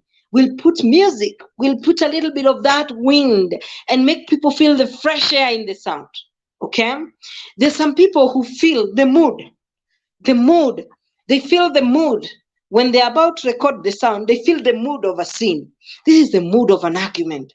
How is this argument starting? How scary is this scene? And they say, okay, let me create a sound effect that will make the viewers feel that type of sound. So they see the diegetic and non-diegetic sounds. And when we talk about diegetic sounds, we're talking about the sounds that are written in the script, like the conversations, the dialogues, the monologues. Those you can see them in the script. Non-diegetic sounds are those that are not written in the script, but they're in your location where you're shooting, or they're in the mood of your story, or they're just exaggerating and bringing the story to life. So those are heard in the head of the sound designer. Again, these are some of the things sound designers have very good qualifications in. Just listening. They use their ears more than they use their eyes. They go to a place, they close the eyes. One of the sound designers who I love working with was telling me, whenever he gets to a movie scene, he first breathes in, breathes out, and closes his eyes and just listens. And when he listens, it helps me here, it helps him a lot to decide how to record that sound. For instance, he can just listen to that scene. He's internalizing it and feel silence. Then he'll say, in this scene, let's leave it totally quiet. Not even a bird, not even a tree moving. And he'll be seeing that sound picture in his head and how it adds value to that scene. And that's how sound people are able to add value to your film, because they see all the sounds that you're not seeing. They know how to record those sounds, that is, using which equipment they'll be using, which microphones they'll be using to record. And apart from that, they know what compositions they need to make. So these guys are very good with songwriting softwares like Fruity Loops, that is Studio FL, Reason, there's Cubase, there's Pro Tools Empowered. There's different kinds of softwares that are used to actually produce music, compose a score. Like, for instance, what Kevin told us, we need an album of 7 songs. I knew we need to make an album because I'm a producer, I'm thinking about money. But is it practical? And then if we are making our own music, what value is that music going to add into the film? So when you meet people in the sound department, they're thinking about, okay, so we're going to make a sound. We can make it online easily, but what are the equipments we are going to use to make this sound? Are we going to use a violin? Are we going to use a guitar? Are we going to use a piano? Are we going to use percussion instruments to combine and make this sound rich? And how is it going to sound African? How is it going to have edge, an edge, like what Beyonce did for Lion King, which was really amazing sound. When you listen to it, you felt the ingenious mind of a person thinking, this movie is for American people, bringing in some American things, bringing in some very African things, bringing in some costumes and producing this wonderful music for the Lion King. Again, this is what they're thinking. And when they think about these 7 songs, they're thinking at different parts of the movie where this will be. They're thinking where there'll be silence. They're thinking where will there be sound effects and Foley? Where will everything be? Again, when they think like that, they help you see actually where to put something. And when we as we're ending the class later, I'm going to actually play for you something, or I'll just share it with you later. I don't have time to play for you something because of time. I'll share it with you later. You look at my favorite productions that had very good sound done. Again, these are the people who think about that, and then they cut the sound, they mix it, they listen to it to see, is that sound good? So basically what you learn in a sound class is types of microphones, what are the types of microphones to use, and what are the types of how do you think creatively on a scene? How do you break down the scene and see the sounds that I need? How do you listen to your scene and see whether there's anything interfering with your sound? How do you block background noise from getting into your sound? How does sound relate with location scouting and other things? Once you understand all those things, those are theory. But when you go on film set, you really understand how to change the mics, how to change the recording software, how to record the sound so that it can sync with the video using a clapperboard. So you learn all this. And when you go to the editing stage, you learn how to add additional non-diegetic sounds to the film, the Foley, the sound effects, and the music score to actually make the film complete. How to mix and master for Netflix. For instance, in our film, we are doing 5.1 sound. That means we have to hear the rear speakers, we have to hear the middle speakers, and we have to hear the front speakers in our sound. That's the way it will be mastered. So that dictates the way it will be recorded so that it can be accepted in Netflix again. So this is a process. And these are some of the things that you can do if you're in the sound department. Again, this is something I still believe, even if you're going to do a free masterclass online, we can bring a few sound engineers to also explore this, but most importantly, bring a sound engineer during the production of our films so that the guys who really want to specialize in sound can really go into this and go into it more, more with the people who can really mentor them in that. Then directing, of course, we've learned so much about directing. Just remember the 4 jobs of a director, which includes directing actors. So you have to read the script, understand each character, and understand that you're the one responsible for directing people to bring that character to life. You're the one responsible for choosing the actors. You're the one responsible for directing them. You're the one responsible for calling the shots and saying when to do another take and another take until you get the right shot. At the same time, you need to understand that the production has a schedule. If we've said it's 6 weeks and you're the director, it's your responsibility to shoot the best film that we really all want within the 6 weeks. So you manage the time on set that it's taken to take one shot. You manage it, and you manage your actors, rehearse with them very well so that when cameras roll, these guys are not taking 5 takes or 6 takes per shot. They are taking like 2 to 3 takes, and we move to the next shot again. So that's 2. And number 3, directing, and that includes managing. The shoot includes managing from pre-production to production to post-production as well. So you're managing the shoot, the principal photography stage where you're on set and you want to see, okay, this is the shot we are taking. Some of the shot lists that you're using on your set were done in pre-production, so you should have managed to make sure the shot list is on point. You should have managed to do the rehearsals very well with the actors so that when they come on set, you save a lot of time from shooting. All right, so that's about directing. Then directing post-production. So as a director, again, are you very good at being the visionary behind the editing, looking at the way the cutting is going and everything, and advising the editor whether that's okay, approving the final production, approving the takes, suggesting what can be added into that shoot? Again, that will be very important. Then the next thing that also is very important, which is the last thing, is directing the camera. Do you understand when you read a script? Do you understand how it should be captured? Can you be able to really direct people? This is the way I want the shot to be done and all that. If not, then you're not a good director because you cannot direct your team. You're directing even production design. You're directing everybody who's adding value or who's having anything to do with what will be filmed with the camera, with what will be in the edit. Again, that's very important. So I'm hoping by now that I've done a very good recap of film techniques, because in film business, I'm just going to give very quick tips. I think I'm going to finish in the next 15 minutes so that we can move. Because module 3, film production, we've already done so much work, but I've spent a lot of time looking into film techniques to let you know 3 things. That 1, remember, when you get into film techniques, you're an expert. Always remember that. And being an expert takes a lot of practice. 2, you need to have specialized. You can't be a jack of all trades. You need to specialize, know which area you're good at and specialize with that. And 3, build a portfolio for the area which you want to go forward with. So that's what I wanted to communicate moving forward in the technical part.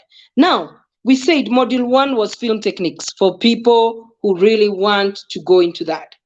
Now, module 2 is film business, which was an area which we had so much to learn about, and we did learn.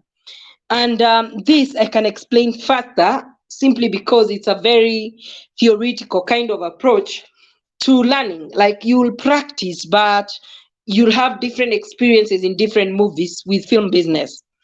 Now, just to say that I'm really proud of YFP Africa again for being able to teach film business, because I feel that actually the reason why our film industry is as mediocre as it is in Africa today is because people are specializing in film techniques and forgetting about the film business. But where are you going to get the money to make that film, to employ that person to write your script, if you're not good in film business? So we looked at various units, and the first unit we looked at in film business is film appreciation. And we said, if you want to start a career in film business, first, you must be able to look at what have the other people been doing in film industry. How much is their budget? How do they budget for technicals? What's the process of making their films? You should be able to appreciate a film. You should be able to look at the writing. You should be able to look at the fundraising. You should be able to look at how did they pitch. Learning from the work of other filmmakers. That's what we call film appreciation. Now, in this class I just mentioned earlier on, we looked at 4 films. We looked at Casablanca. If you joined the classes late, you can go back and check. Actually, the students did their own studies of those 4 films. We did Casablanca, we did Gladiator, we did Godfather, and we did Citizen Kane. One of the best ways to learn is by looking at, classical films that were done like in the 70s going backwards, or in the 90s going backwards, because those films are great. And also look at the listing. What are some of the greatest films of all times that you can watch so you can learn something from it? And one of the things we mentioned when we were looking at film appreciation, we looked at somebody like Orson Welles. Orson Welles made the Citizen Kane movie, but Orson Welles had never gone to film school. He was not a filmmaker, he was a radio journalist. When he came into filmmaking, he just had a talent of directing. And the talent was he didn't care about following any rules. But in every shot he took, he paid so much attention. Again, just to repeat, in this industry, sometimes some people are more talented. They're just born with that talent. And some people learn how to use that talent. So film appreciation is very good, because if you don't understand how your industry is, if you don't understand, for instance, how does the Zambia film industry look like today? What kinds of film are we producing? Okay, what is the best film I've ever watched from Zambia? How was it shot? How much budget did they have? If you don't understand those, you're never going to be successful in that industry, because you need to learn from those who came before you. So film appreciation is, if you want to get really serious, understanding what film is, even either in the technical or in the film business, you need to keep on watching films, taking a few notes of tricks that have been used before by the people who've made films before yourself.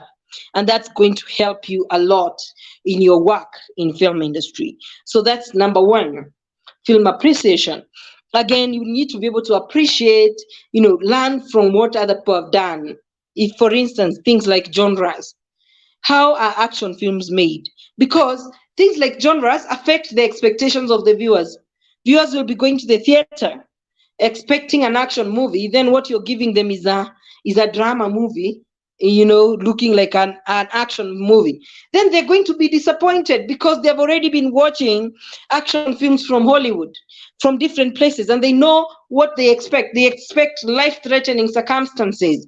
They expect extensive violence. They expect chase cars and all this. They expect something thrilling. They expect something that makes their blood boil. If it's an adventure film, they expect, their heart to almost, crash. because of the kind of adventures that people are having in that film. And if it's a disaster film, they expect people to be scared of the big nature of disaster films, whether it's let's say a natural disaster like what is happening in Congo right now. I'm sure somebody's gonna do a movie on that, by the way. So it's like, if it's a natural disaster, it's about lava and all that. It's about volcanic action. What kind of thrilling story can you bring to your audience about that? Again, when pitching, I realized most people don't even like to listen to the story. Most people like to see how many people watch this kind of film in your space. And so that's why when you're appreciating films, you understand, is it because in Kenya, for instance, people don't watch action films? That's why every time Kenyan filmmakers are making films, they are making more of drama. They are making very little gangster and crime films, very little action films. Is there a reason why people are making films the way they are making it? Or is it just the laziness of not wanting to do film business? So film appreciation, we said, is very key.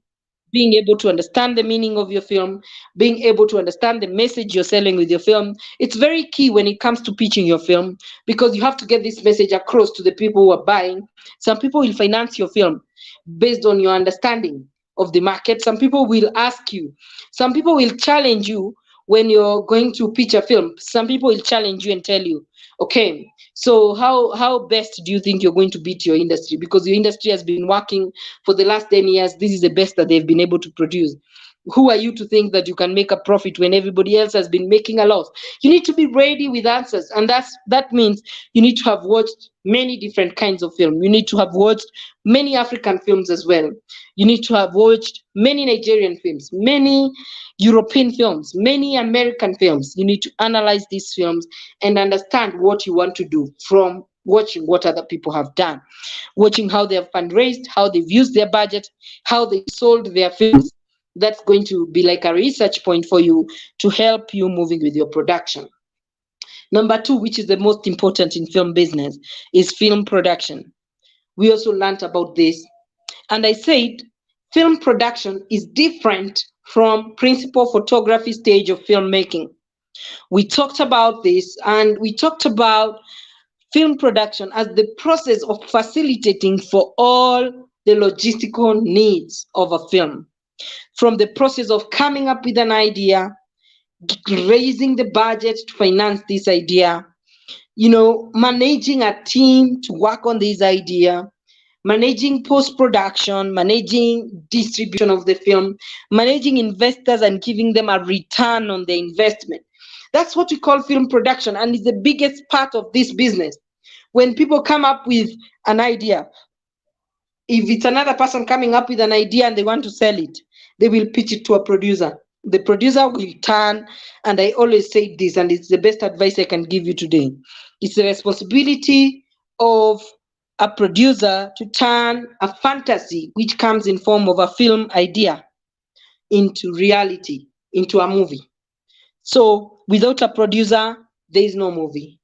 The producer sees a great idea, looks for funding, goes pitching across the festivals, finds the money, employs a crew to assist them in managing the money, makes sure that they shoot the film, gets a creative team like director and all those guys to shoot the film, manages the distribution of the film, and finally actually recoups the profits or the losses made in the production, and they take responsibility for any wrongdoing in the production.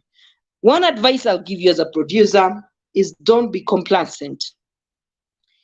Producers are people who follow their gut feeling. I've followed my gut feeling in our class project many times. Follow your gut feeling. Don't joke around with your money, because at the end of the day, people will give you pressure. Do this, do that, do that. But if this production is being financed by an investor, if you don't make back the money, the investor is not going on a loss. The producer has to pay that money. So as a producer, first of all, remember that you're the boss of this project, but don't go bossing people around. It's not good. But at the same time, remember to trust your gut feeling every time. You trust your gut feeling when first you're deciding on which project to do. which project to turn into a movie. So in that decision, in that moment, when you choose, this is the project that you're going to do. You believe in it, you fly with it, and you make it into a movie, you distribute it, you make your money, and you actually get a good portfolio. That's how people are going to trust you with their ideas or their finances to produce a second movie. So if your first movie is not a success from the beginning to the end and you're a producer, people are not going to trust you. So you need to trust your gut feeling. One great skill of great producers, they have gut feeling in choosing the right ideas. That's where, because the story is the heart of everything in film. So if you have a poor choice of stories, selection of stories that you want to do, selection of projects that you want to do, you're not going to make a good producer. You have to be very spot on. That means you have to watch a lot of production, you have to be thinking through. And another thing that a producer has in the back of their mind, a producer has a network. A producer is somebody who's capable of turning a dream into a reality. If you are together, give me a thumbs up or a like or a love, depending on how much you're being touched by this class. I just want it to be more interactive, guys. Please keep commenting. Keep me company as I finalize this. And I'm sure if you watch this class over and over again, it will be a reminder of all the other classes. Again, I'm not worried because I know all the classes we did from March last year are recorded here. So if you want to get more information on film appreciation, you can go back and read about it. If you want more information on film production, you can go back, look at how to do film production in development stage, in pre-production, in production, post-production, and distribution, which we went through that whole process in three classes, 3 master classes. So you can go through that. So what I'm trying to say is the skill of a producer. First, having that gut feeling. That gut feeling. This is the idea I'm going to turn into gold. That's a producer. 2, a producer is a business person. A producer is a business person. And a producer, for them to turn a movie into reality, takes a lot of networking. And that's what I've said. A producer is a networked person. If you know that you're going to be a producer, you better be attending all these film webinars that are happening right now. Be meeting different kinds of people, be meeting distributors, be meeting sales agents, be meeting creatives who can work for your productions, be meeting this kind of people. Those are the kind of people you find yourself if you're having nyama choma somewhere. Nyama choma is roasted meat, for those who don't understand Kiswahili. So if you're having nyama choma, these are the kind of people that you go out with as a producer. And these are the kind of people that you always be listening. What are they doing? What are they, So you'll always be in all these places, meeting people, exchanging your card. The biggest asset for a producer is actually, if you're lucky, if you're able to apply to as many film festivals as possible. And if you're able to go around the world and meet people, have a lot of cards for people, that's going to really help you a lot as a producer. Again, that's very, very important. I'm going to show you something about that shortly. And that's why, for me, right now, I'm a confident producer. Why? I have contacts in the US, I have contacts in Russia, I have contacts in France, I have contacts in Switzerland, I have contacts in Spain, I have contacts in all around the world. Poland, UK, name all the filming countries in the world. Bulgaria, Afghanistan, Iran. I have contacts. I can wake up today and call a filmmaker in any of these countries, even in Dubai, to work with me. So if I see an opportunity, it's very easy for me to work with different kinds of people. I also have contacts in all the sub-Saharan African countries, and I also have contact even in Egypt, in Morocco, in those places. So that network makes me confident to, once I have that gut feeling, I'm picking a story, that those contacts make it possible for me to have some people to quickly write an email to and ask them, how can we work together on this? I also have contacts with development partners, US Embassy Nairobi, the government of Kenya, the government of France. and other, development partners that I can also talk to about my project if I'm targeting grants. Again, these are some things that you should aim to build as a producer: the business aspect, the network. You need to know the network. Then the other thing is, as a producer, that you need to have is you need to be able to do service production. Service production means you need to be able to facilitate logistically a whole production from the beginning to the end, to have that capacity.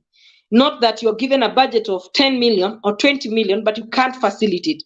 You don't have somebody to help you to find locations. You don't know where to get a medic or where to get, so you need to know all the service producers, all of them. If you're a continental producer like me, who's producing for different countries in Africa, or a global producer, I've produced actually even in Italy and all those places. If, depending on how you position yourself, you need to know people around that space, so that when it comes to actually service production, you're able to service that production. So I've talked to you about very important things about producers, and because I don't want to confuse you, I'll repeat again. A producer needs to have a gut feeling. This is the idea. This is the movie. And this is the movie that we are going to make great. Okay? 2, a producer needs to have a rich network, because a producer normally don't have their own money to make the film. Most of them, they always pitch other people to make a film. They bring so many people on board to make this film a reality. So a producer needs to be very careful in building network, very deliberate, building networks and all that.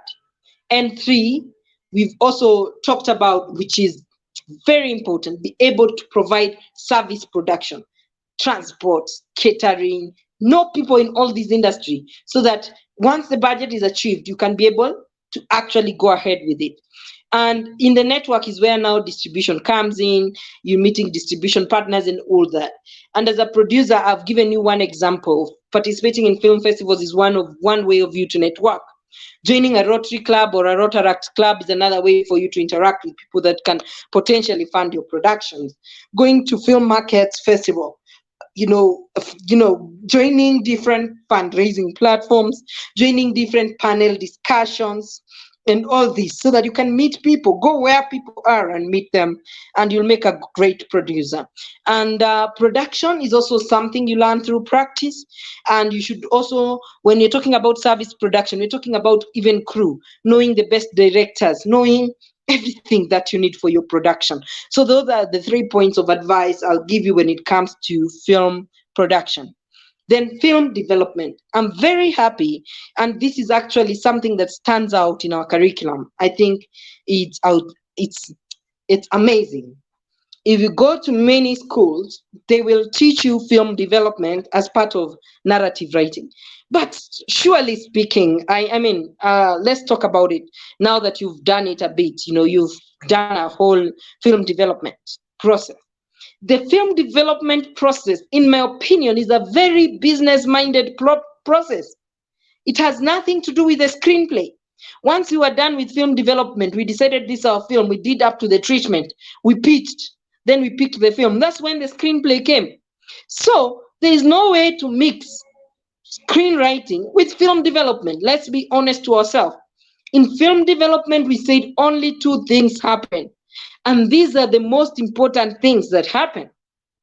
1, I've just said from the producer having a gut feeling, picking a story.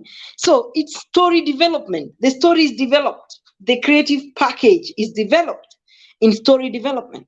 So you develop from an idea to a synopsis. You have a nice tagline. You have a nice title for your story. You have a step outline where I outlined the scenes. Now we can see how many locations is your movie going to be shot in. And then we can see the visualization of your movie in the treatment. Then once you have that, you're ready to go for pitching, because even in the pitching, mainly, if you don't have so many minutes, you might end up pitching the synopsis only. You might have sent the treatment and the step outline just to show other things, but to draw attention of someone and get funding from that person, maybe one thing that you will have needed is only the synopsis. So in my opinion, development process is very important and is one of the most important parts of film business, where you decide this is an idea and we want to turn it into reality. You develop the idea. That's the first thing you do in story development. And the second thing you do is you pitch the idea. So you develop the business plan, the business package, and you combine these two. That is the story that you have developed that you want to tell.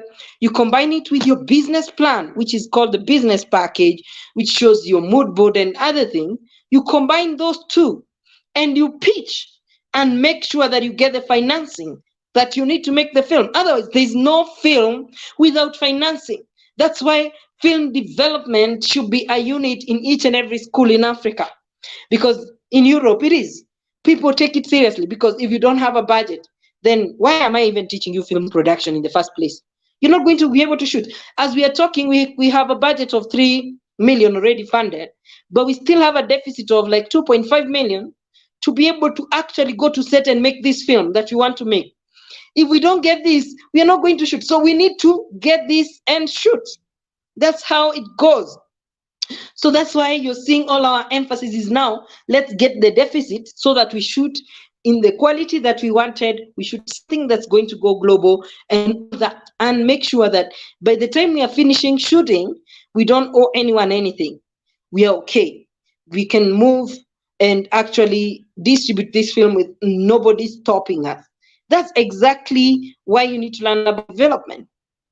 Script, develop your story, that is, develop your pitching package and pitch and get the money. That's it. That's development. And that is a unit on its own. We did, I think, 4 classes on film development. They're on this platform. If you go back to March, you'll see these were among the first classes. And why you learn film development? You learn film development to be able to learn, how do I develop my story so that it can be pitchable? How do I develop my business package? What should be in my business package? And then how do I combine both of them into a short pitch, like what we were saying, we want our pitch to be 20, 15 minutes. So how do we combine this to be a very simple pitch that will actually get funded so that we can move into the next stage and start pre-production to make a film? And as I told you guys, you never start pre-production if the film is not funded. So that's very important. So in film business, we also talked about film distribution. Film distribution was also a unit we covered in 3 classes in this class. One, the reason why our industry is again lagging very much behind is because we make very good films sometimes, we even use money to make, but we always make a loss because we don't put a budget aside for distribution. Let me tell you what my sales agent told me when I approached them to make this movie. I have 2. And the 2 sales agents told me, do you know that for me to distribute, to help in distributing your movie, you need to open a file in my company? Do you know what opening a file means? You need to open a consultancy fee, like a legal fee, and pay them. And one of the sales agents who's really good, their opening fees is $2,000, file opening fees. And the other one is a bit cheaper. They said if we have 80,000 to 100,000, that's $800 to $1,000. We can also open a file in their office so that now they can give us a contract. Now we are representing you to sell this film. All right? Because these guys have spent all their life going to the field, meeting with people who buy content. These guys have contact with MultiChoice, Maisha Magic East, Maisha Magic, Bongo, all these people, all these distribution platforms. These people have contacts with Netflix. You don't have. They have contacts with Amazon. They have contacts in different regions. These guys have a lot of money. They attend all the film festivals. They collect the cards. They screen your movie. They're the ones who get your film to screen in Cannes. They're the ones who tell you which film festival do we put your film in. And they make sure that your film is a success. But you find most of us, when we are shooting, we don't think about distribution. We don't even budget for that very important person who's a sales agent who will work with you, who will provide legal counsel for you, who will help you to sign contracts relating to that project and make sure you're not cheated. And who will, because they have respect, they have an office space. Once they acquire your movie, it's upon them to sell that movie and give you the target money that you want. And they will do. And when they do, you give them a percentage of that profit that you make as well. So the file opening fees does not mean that's their payment. That's just the file opening fees. Again, when they represent you in different areas, you might have a fee to pay them, just like the lawyers. But they sort you out in contract, in negotiation. They're sitting there with you and they're negotiating. They understand the market. They understand, for instance, how much is an acquisition fee for your film in Europe. They understand. Again, you can't do all these things without learning about distribution. In our classes in distribution, we learned about how to become a distributor. We also, and this is a career that you could actually take, start building your networks in that way that I've said. And so build your network to platforms that can, with exhibition platforms. Let me just be real flat here. Build your networks, get signed in with different, if you want to become a content aggregator, what you need to do is build your networks with these different platforms, with Netflix and all that. Know when they commission content, know which kind of commission they content they commission. Like now, I know there's a Kenyan aggregator who's now aggregating for Safaricom, because Safaricom have come up with a new distribution platform, which is the biggest mobile phone telecommunication company in Kenya. So they've come up with a distribution platform where you dial a particular number in your phone, you pay 10 shillings, and you're able to watch a full movie. So there's one movie that has been premiered, I think it was 2 days ago. You can click *544# and blah, blah, blah, pay 10 shillings and watch the whole movie. Now, can you imagine? They have over 20 million customers in Kenya, Safaricom. Can you imagine even if 1 million of those customers just pay 10 shillings? That's 10 million to watch your film. That's a distribution platform. Now, if you're a producer or you're any other person in film industry, you don't understand these things because that's not your area of specialization. If you want to become a distributor, you understand those platforms. You know which new platforms have come up. You know what are the options of getting your content to Netflix? What are the options of getting your content to Amazon? You know, what are the odds of premiering a movie actually on YouTube and getting over 5 million people watching it on YouTube? Would it be a better business idea to actually premiere on YouTube than Netflix? You see, mathematics never lie. And that's why I always say that when you're dealing with distribution, you need to know who is it that I'm contacting. And these distributors also come along with publicists. So they get you to the TV station, you do a media tour, they get your movie out there. Your movie is trending on Twitter, it's trending on Instagram, it's trending on Facebook. So they deal with the entire marketing of your movie. And these are the people that you can also become. Because as I said, when you join this class, you need to choose, what do you want to become? If you choose to become a distributor, who told you that you cannot become one? You can. The only thing is, you need to understand that if you become a distributor, you're the connection between a producer and the channel of distribution, and you're going to make the producers money. You can come even up with an app or a website, your own website platform for distribution. So there are many jobs you can take when you graduate. You must not all crowd in the technical field. You can also come in film business and fill some of these gaps. I feel like we still need to invest a lot in adding more distribution platforms in Africa. I'll give you an example of somebody who's really impressed me in Kenya. Really, really impressed me. And I want you guys to go follow that guy on Instagram and also follow him everywhere. And this is a guy called Blessed Njugu. She's a comedian in Kenya. When everybody else was complaining about COVID-19, this guy and his wife, they were giving us content every day, skits on Instagram. And then he reached a point where he said, I want to sell my comedy and the existing channels are not buying. And he built his own website. And right now you can go to his website, you can pay through PayPal, you can swipe your card or anything and pay and watch all his comedy shows that he's doing on his website. So he built his own distribution platform for his work. We are going to examine the success of that in a few years because it's pretty new. It's like 3 months or 2 months old. So we cannot talk so much about it, but it's really inspiring to see even somebody saying, why can't I actually come up with my own work, my own place for screening my own things? So that's quite important. Creativity always comes in. And remember, distribution is just the person who gets the work that is done by producers to the distribution, to the exhibition platforms. So the link between the exhibitor and the producer is the distributor.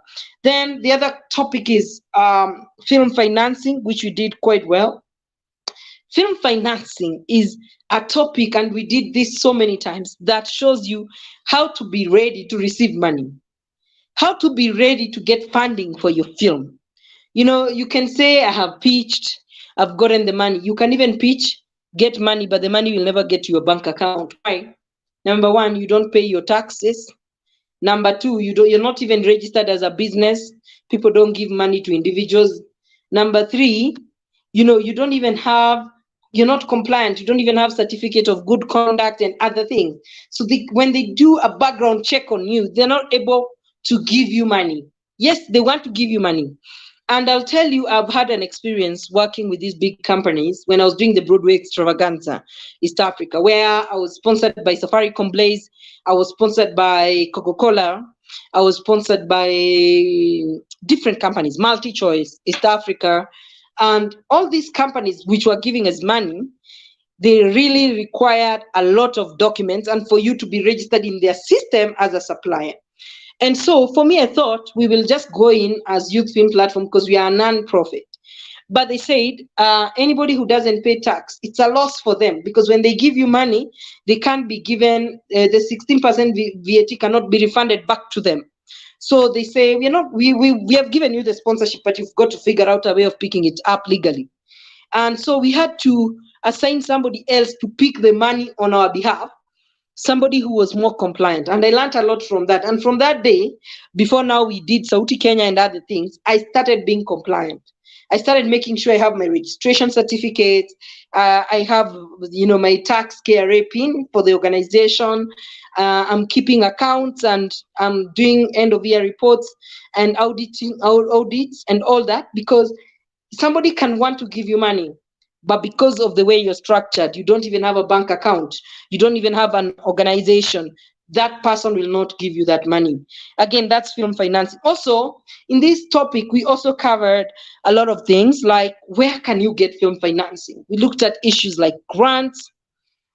How can you get grants? What kind of films can you do that get grants? For instance, a short film that we've just been shortlisted for 15,000 USD, to do the short film. It's because it was on maternal health. And also it's because that I had my connections in the Ministry of Health and blah, blah, blah. And they sent me this grant and I actually applied. Do you know how many people get grants, notifications of grant opportunities, and they don't even apply? Then they come to say, oh, film industry, blah, blah, blah, blah, blah, blah, blah, blah.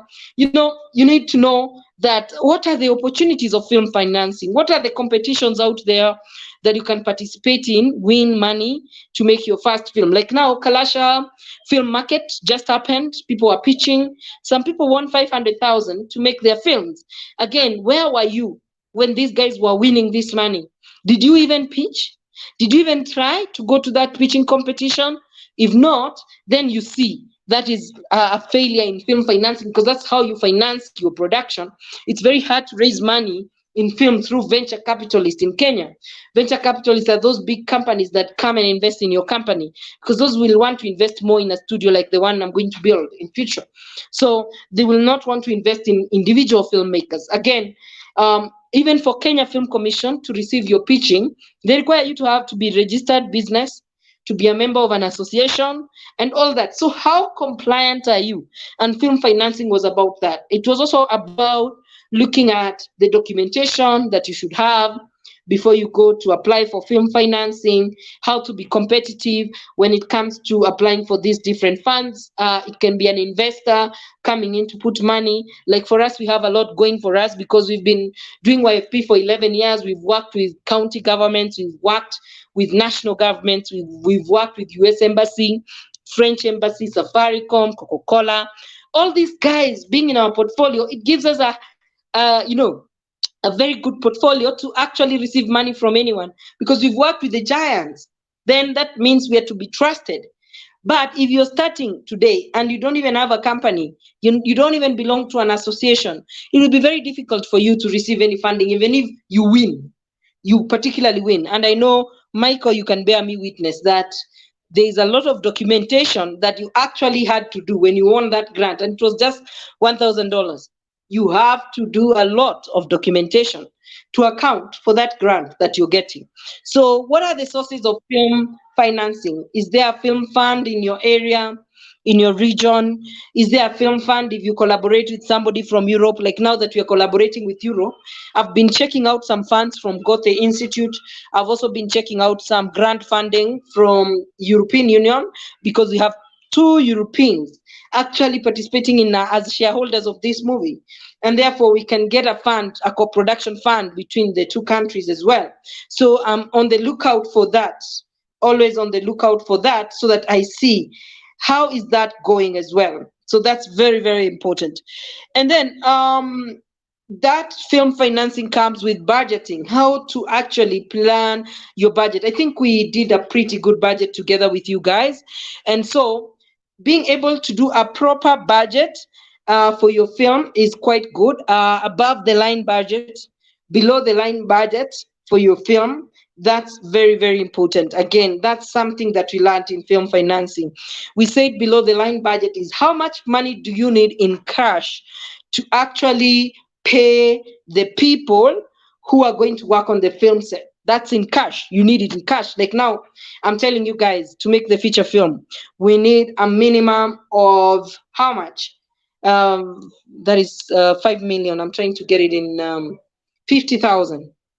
50,000 USD minimum to be able to actually make that movie below the line. That is money we'll need to pay cash when we're going to location. But then we'll need more money than that in above the line, because you have some people who've been working on this film for 1 year, like Femi, who's an expensive director. Sebastian, if you calculate their value and all that, you find that our above the line budget is about 30 to 40 million Kenyan shillings, while our below the line budget is like 10 million, but we can work with 5 million. You get my point? Again, you need to learn how to budget. And then now, when you go to ask for financing, you need to go with this documentation of your budget, knowing very well, how am I going to repay this? Have I taken care of distribution? Have I taken care of marketing? Have I taken care of post-production? Have I taken care of development? Have I taken care of pre-production, production? Have I taken care of all that in my budget? Or is what I'm asking you to fund me just for development? And who wants to fund development when they don't know? You know, there's some people who will say, okay, do you have somebody to fund production? Yes, I'll fund you for development, or I'll fund you for distribution. So they'll add to your budget, but they'll never add until they know that you have the other investors again. So those are things you think about when you think about film financing. The other part we covered was film services. We said that this is a multi-billion shillings industry in Kenya and in Africa. This industry employs a lot of people. Most probably, I can say without a doubt that 70% of the people who graduate from this class are going to go into film service industry because it's an easy way to make money. So what is film service? Offering your services to film for a client. That could be an NGO that wants a film on FGM. So you go to them, you quote, you bid. Again, you only bid when you are legally well registered. You don't bid when you know legally you're not well registered. So again, in film service, you can say, I'll be providing food for film crews. You market yourself and find people who have a budget to make their film, and you provide food. Or you can become a big film service agent who can be facilitating international film crews in your country to make films. You get for them licenses, you get for them locations, you get for them actors, you get for them food, you get for them, transport and all that. That's the film service industry. Or you can decide, I'll become a photographer, or I'll be offering transport services, or I'll be a medic for film sets. I'll be anything that happens on a film set, like designing, like production designing and all that. So I'll be offering a service like that with my company and my car. I can do your wardrobe, I can do all that and that. So film service also is very important. We looked at it. We looked at a case example of some of the best film service companies in Africa, Blue Sky Films.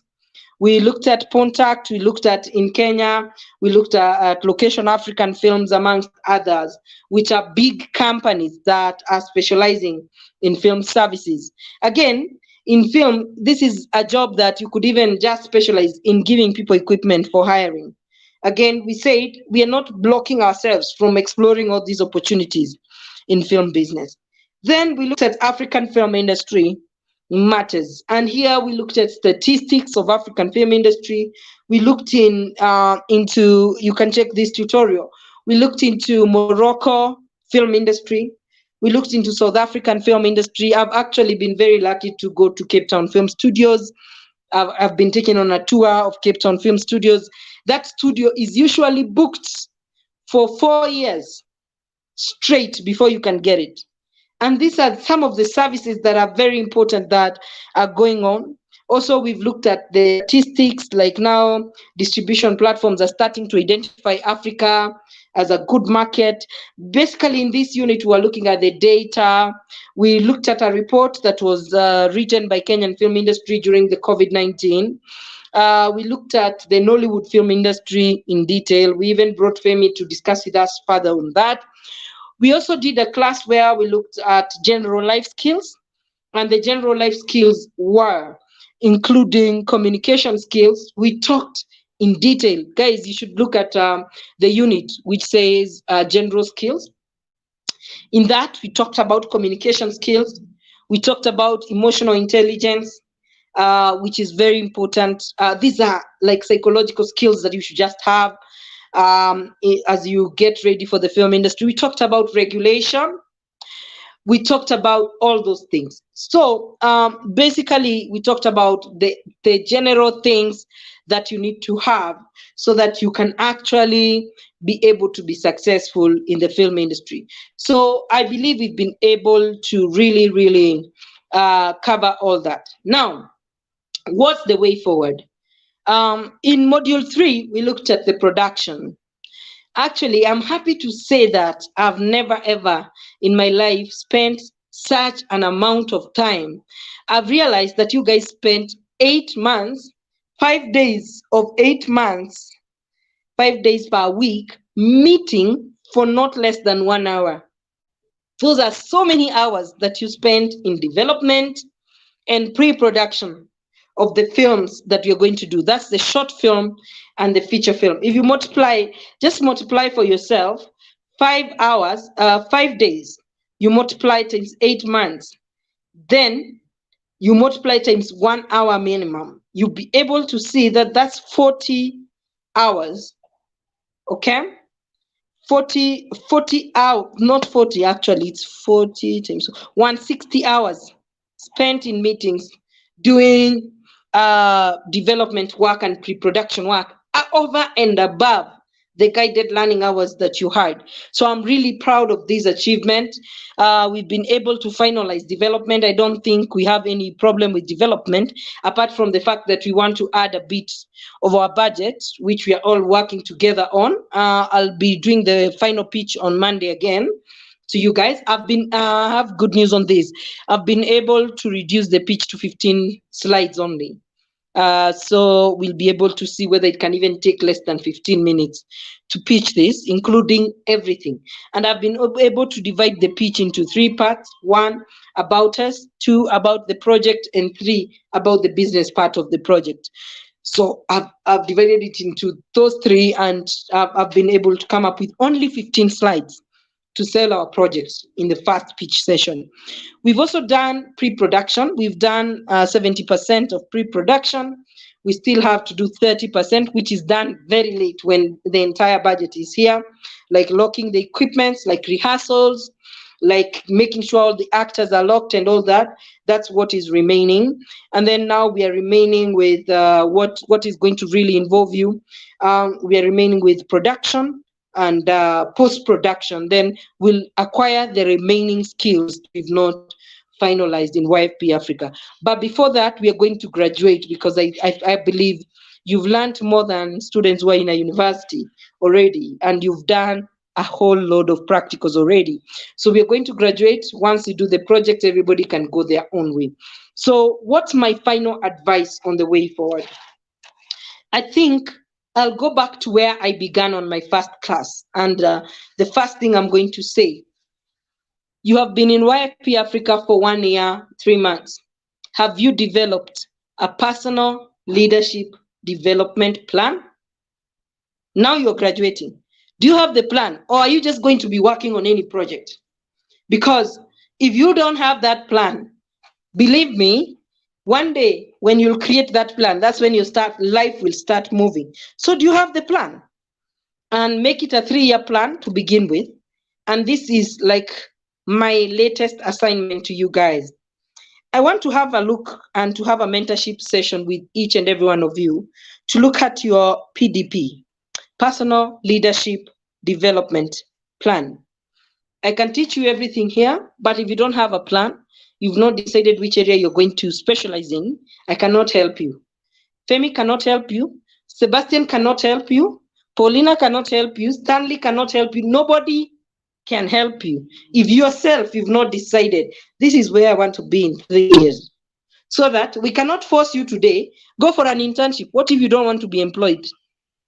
Okay, you have to write your plan first. I gave you a template of that. I'm going to share it in the group after this. I need you guys to write a personal leadership development plan. That's what's up. What are you going to do for the next 3 years? Do you want to freelance? Do you want to start your own business? Do you want to go into film service? What is it? People cannot mentor you when they don't find that. That's the first step. Post-graduation, the second step is mentorship.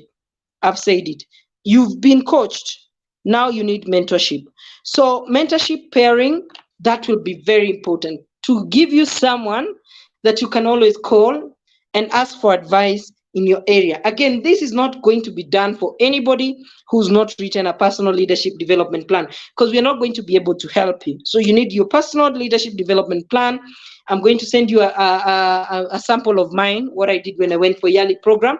This is, let me just say this in short. This is your exam, guys. If you don't do this, you're not going to graduate, because you're going to be a useless person in the world. You're not going to graduate. So better send me that personal leadership development plan before 25th of June. And send it early, because I'm going to be making the certificates the second week of June. Send it early. I want to know what's your plan. If you have any problem doing that, doing the personal leadership development plan, copy the template that I'll send it to you. Mentorship. We'll start the mentorship pairing also before the graduation. That's what's up. And 3, which is very important, is possible internship opportunities, but not for everyone, for those who have time, because we are also all at different levels of our lives. There's some people who don't need an internship. So again, if you need an internship, you need to write us a letter telling us what kind of internship you need and why you need an internship, and tell us how it's going to add to your mental status in your life and even your career status. I think that's it. And finally, it's going to be the production, which you're going to do, which is going to give you the title credits. And before that, I had requested you guys to send me your bios. I need your bios and photos. Starting Monday, I'm going to start celebrating all the guys who will be graduating in YFP Africa 2020 class. I'm going to start celebrating them on all our social media platforms, on our website, which will be back on Tuesday next week, being revised and looking much better. And on our Twitter page, we are going to also celebrate you. We are going to tag all the relevant people so that they can see how they can help you. So again, that is your bio, which should have the work that you're doing, your aspirations when you join YFP, the work that you've done and what you want to do when you leave YFP, and what you're doing in the project as well. Something like that, and your photo. If you send me that, I'll start the celebrations on Monday. Again, that will add to your visibility as well. And it will be towards building up towards the graduation ceremony. One day before the graduation, we're going to have a lot of panel discussions where we're going to bring different people to interact with YFP students in different departments as you share your experiences. I think that's it for me. And I think all you need is a good attitude when you're going out there. You need to continue learning. You need to continue perfecting what you want to do, and you need to walk in this journey of mentor. For those who want to do production, as I said earlier, I'll always be here for you to help you with production journey, to advise you. I'm sure, Michael, I've been there for you. I've been answering your questions. And I like the way you're going. When I did the film financing class, you immediately started applying that, and you applied for a grant and you got it. When I did the film festival class again, you went and entered your production in a film festival and you were selected. This is what I like. You guys start applying these skills, start pushing yourselves. We are not going to leave you. We are going to continue going with you. And for us to be able to, very important. It's going to be the first one. Then we are going to pair you with mentors. We are going to get some people internship, and we are going to go over our film as well. So with that said and done, I'm done, and I want you guys to write for me one thing that you've learned today, because we've come to the tail end of our last masterclass. Congratulations, guys. You've made it. You've done such an amazing job. I'm sure you've seen that we've learned quite a lot. And this is a library. We are not going to chase you out of this. In fact, when we start another class, we're going to start another group. This is always going to be your platform. Even after you graduate, you can always come and watch something that you learned in your class and be able to actually move forward with it. So I'm really proud of you guys. So proud of you guys. And can't wait for your graduation, and can't wait to report all these good things in the graduation, and also can't wait for the production that we're all going to do. But I'm more happy because as we do the productions, that will mark your first project after graduation. It will not be like a school project. It will be a professional project because you'll have graduated. So it will be great. Once we are done with that, it will be your first project to launch you into the industry. So thank you very much. Write for me anything that you want to write for me. I'm giving you 5 minutes. No, actually 3 minutes because of time. I've not eaten lunch. So guys, make it quick. Give all your feedback very quickly so that we can move. Thank you.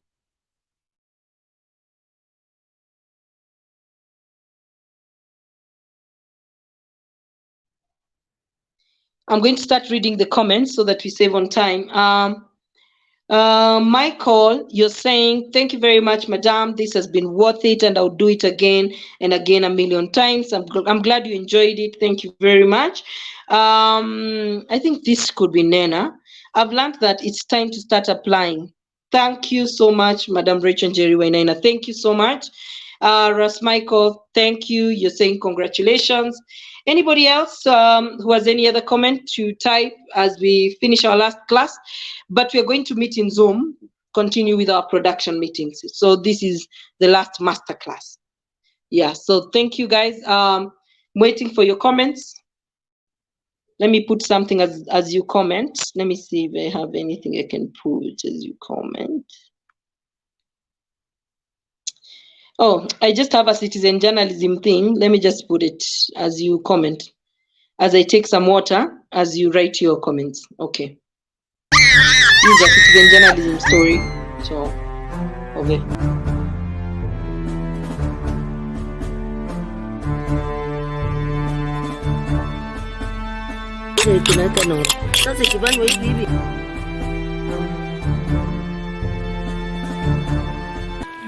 Na wale nimeenda kuchika Satire.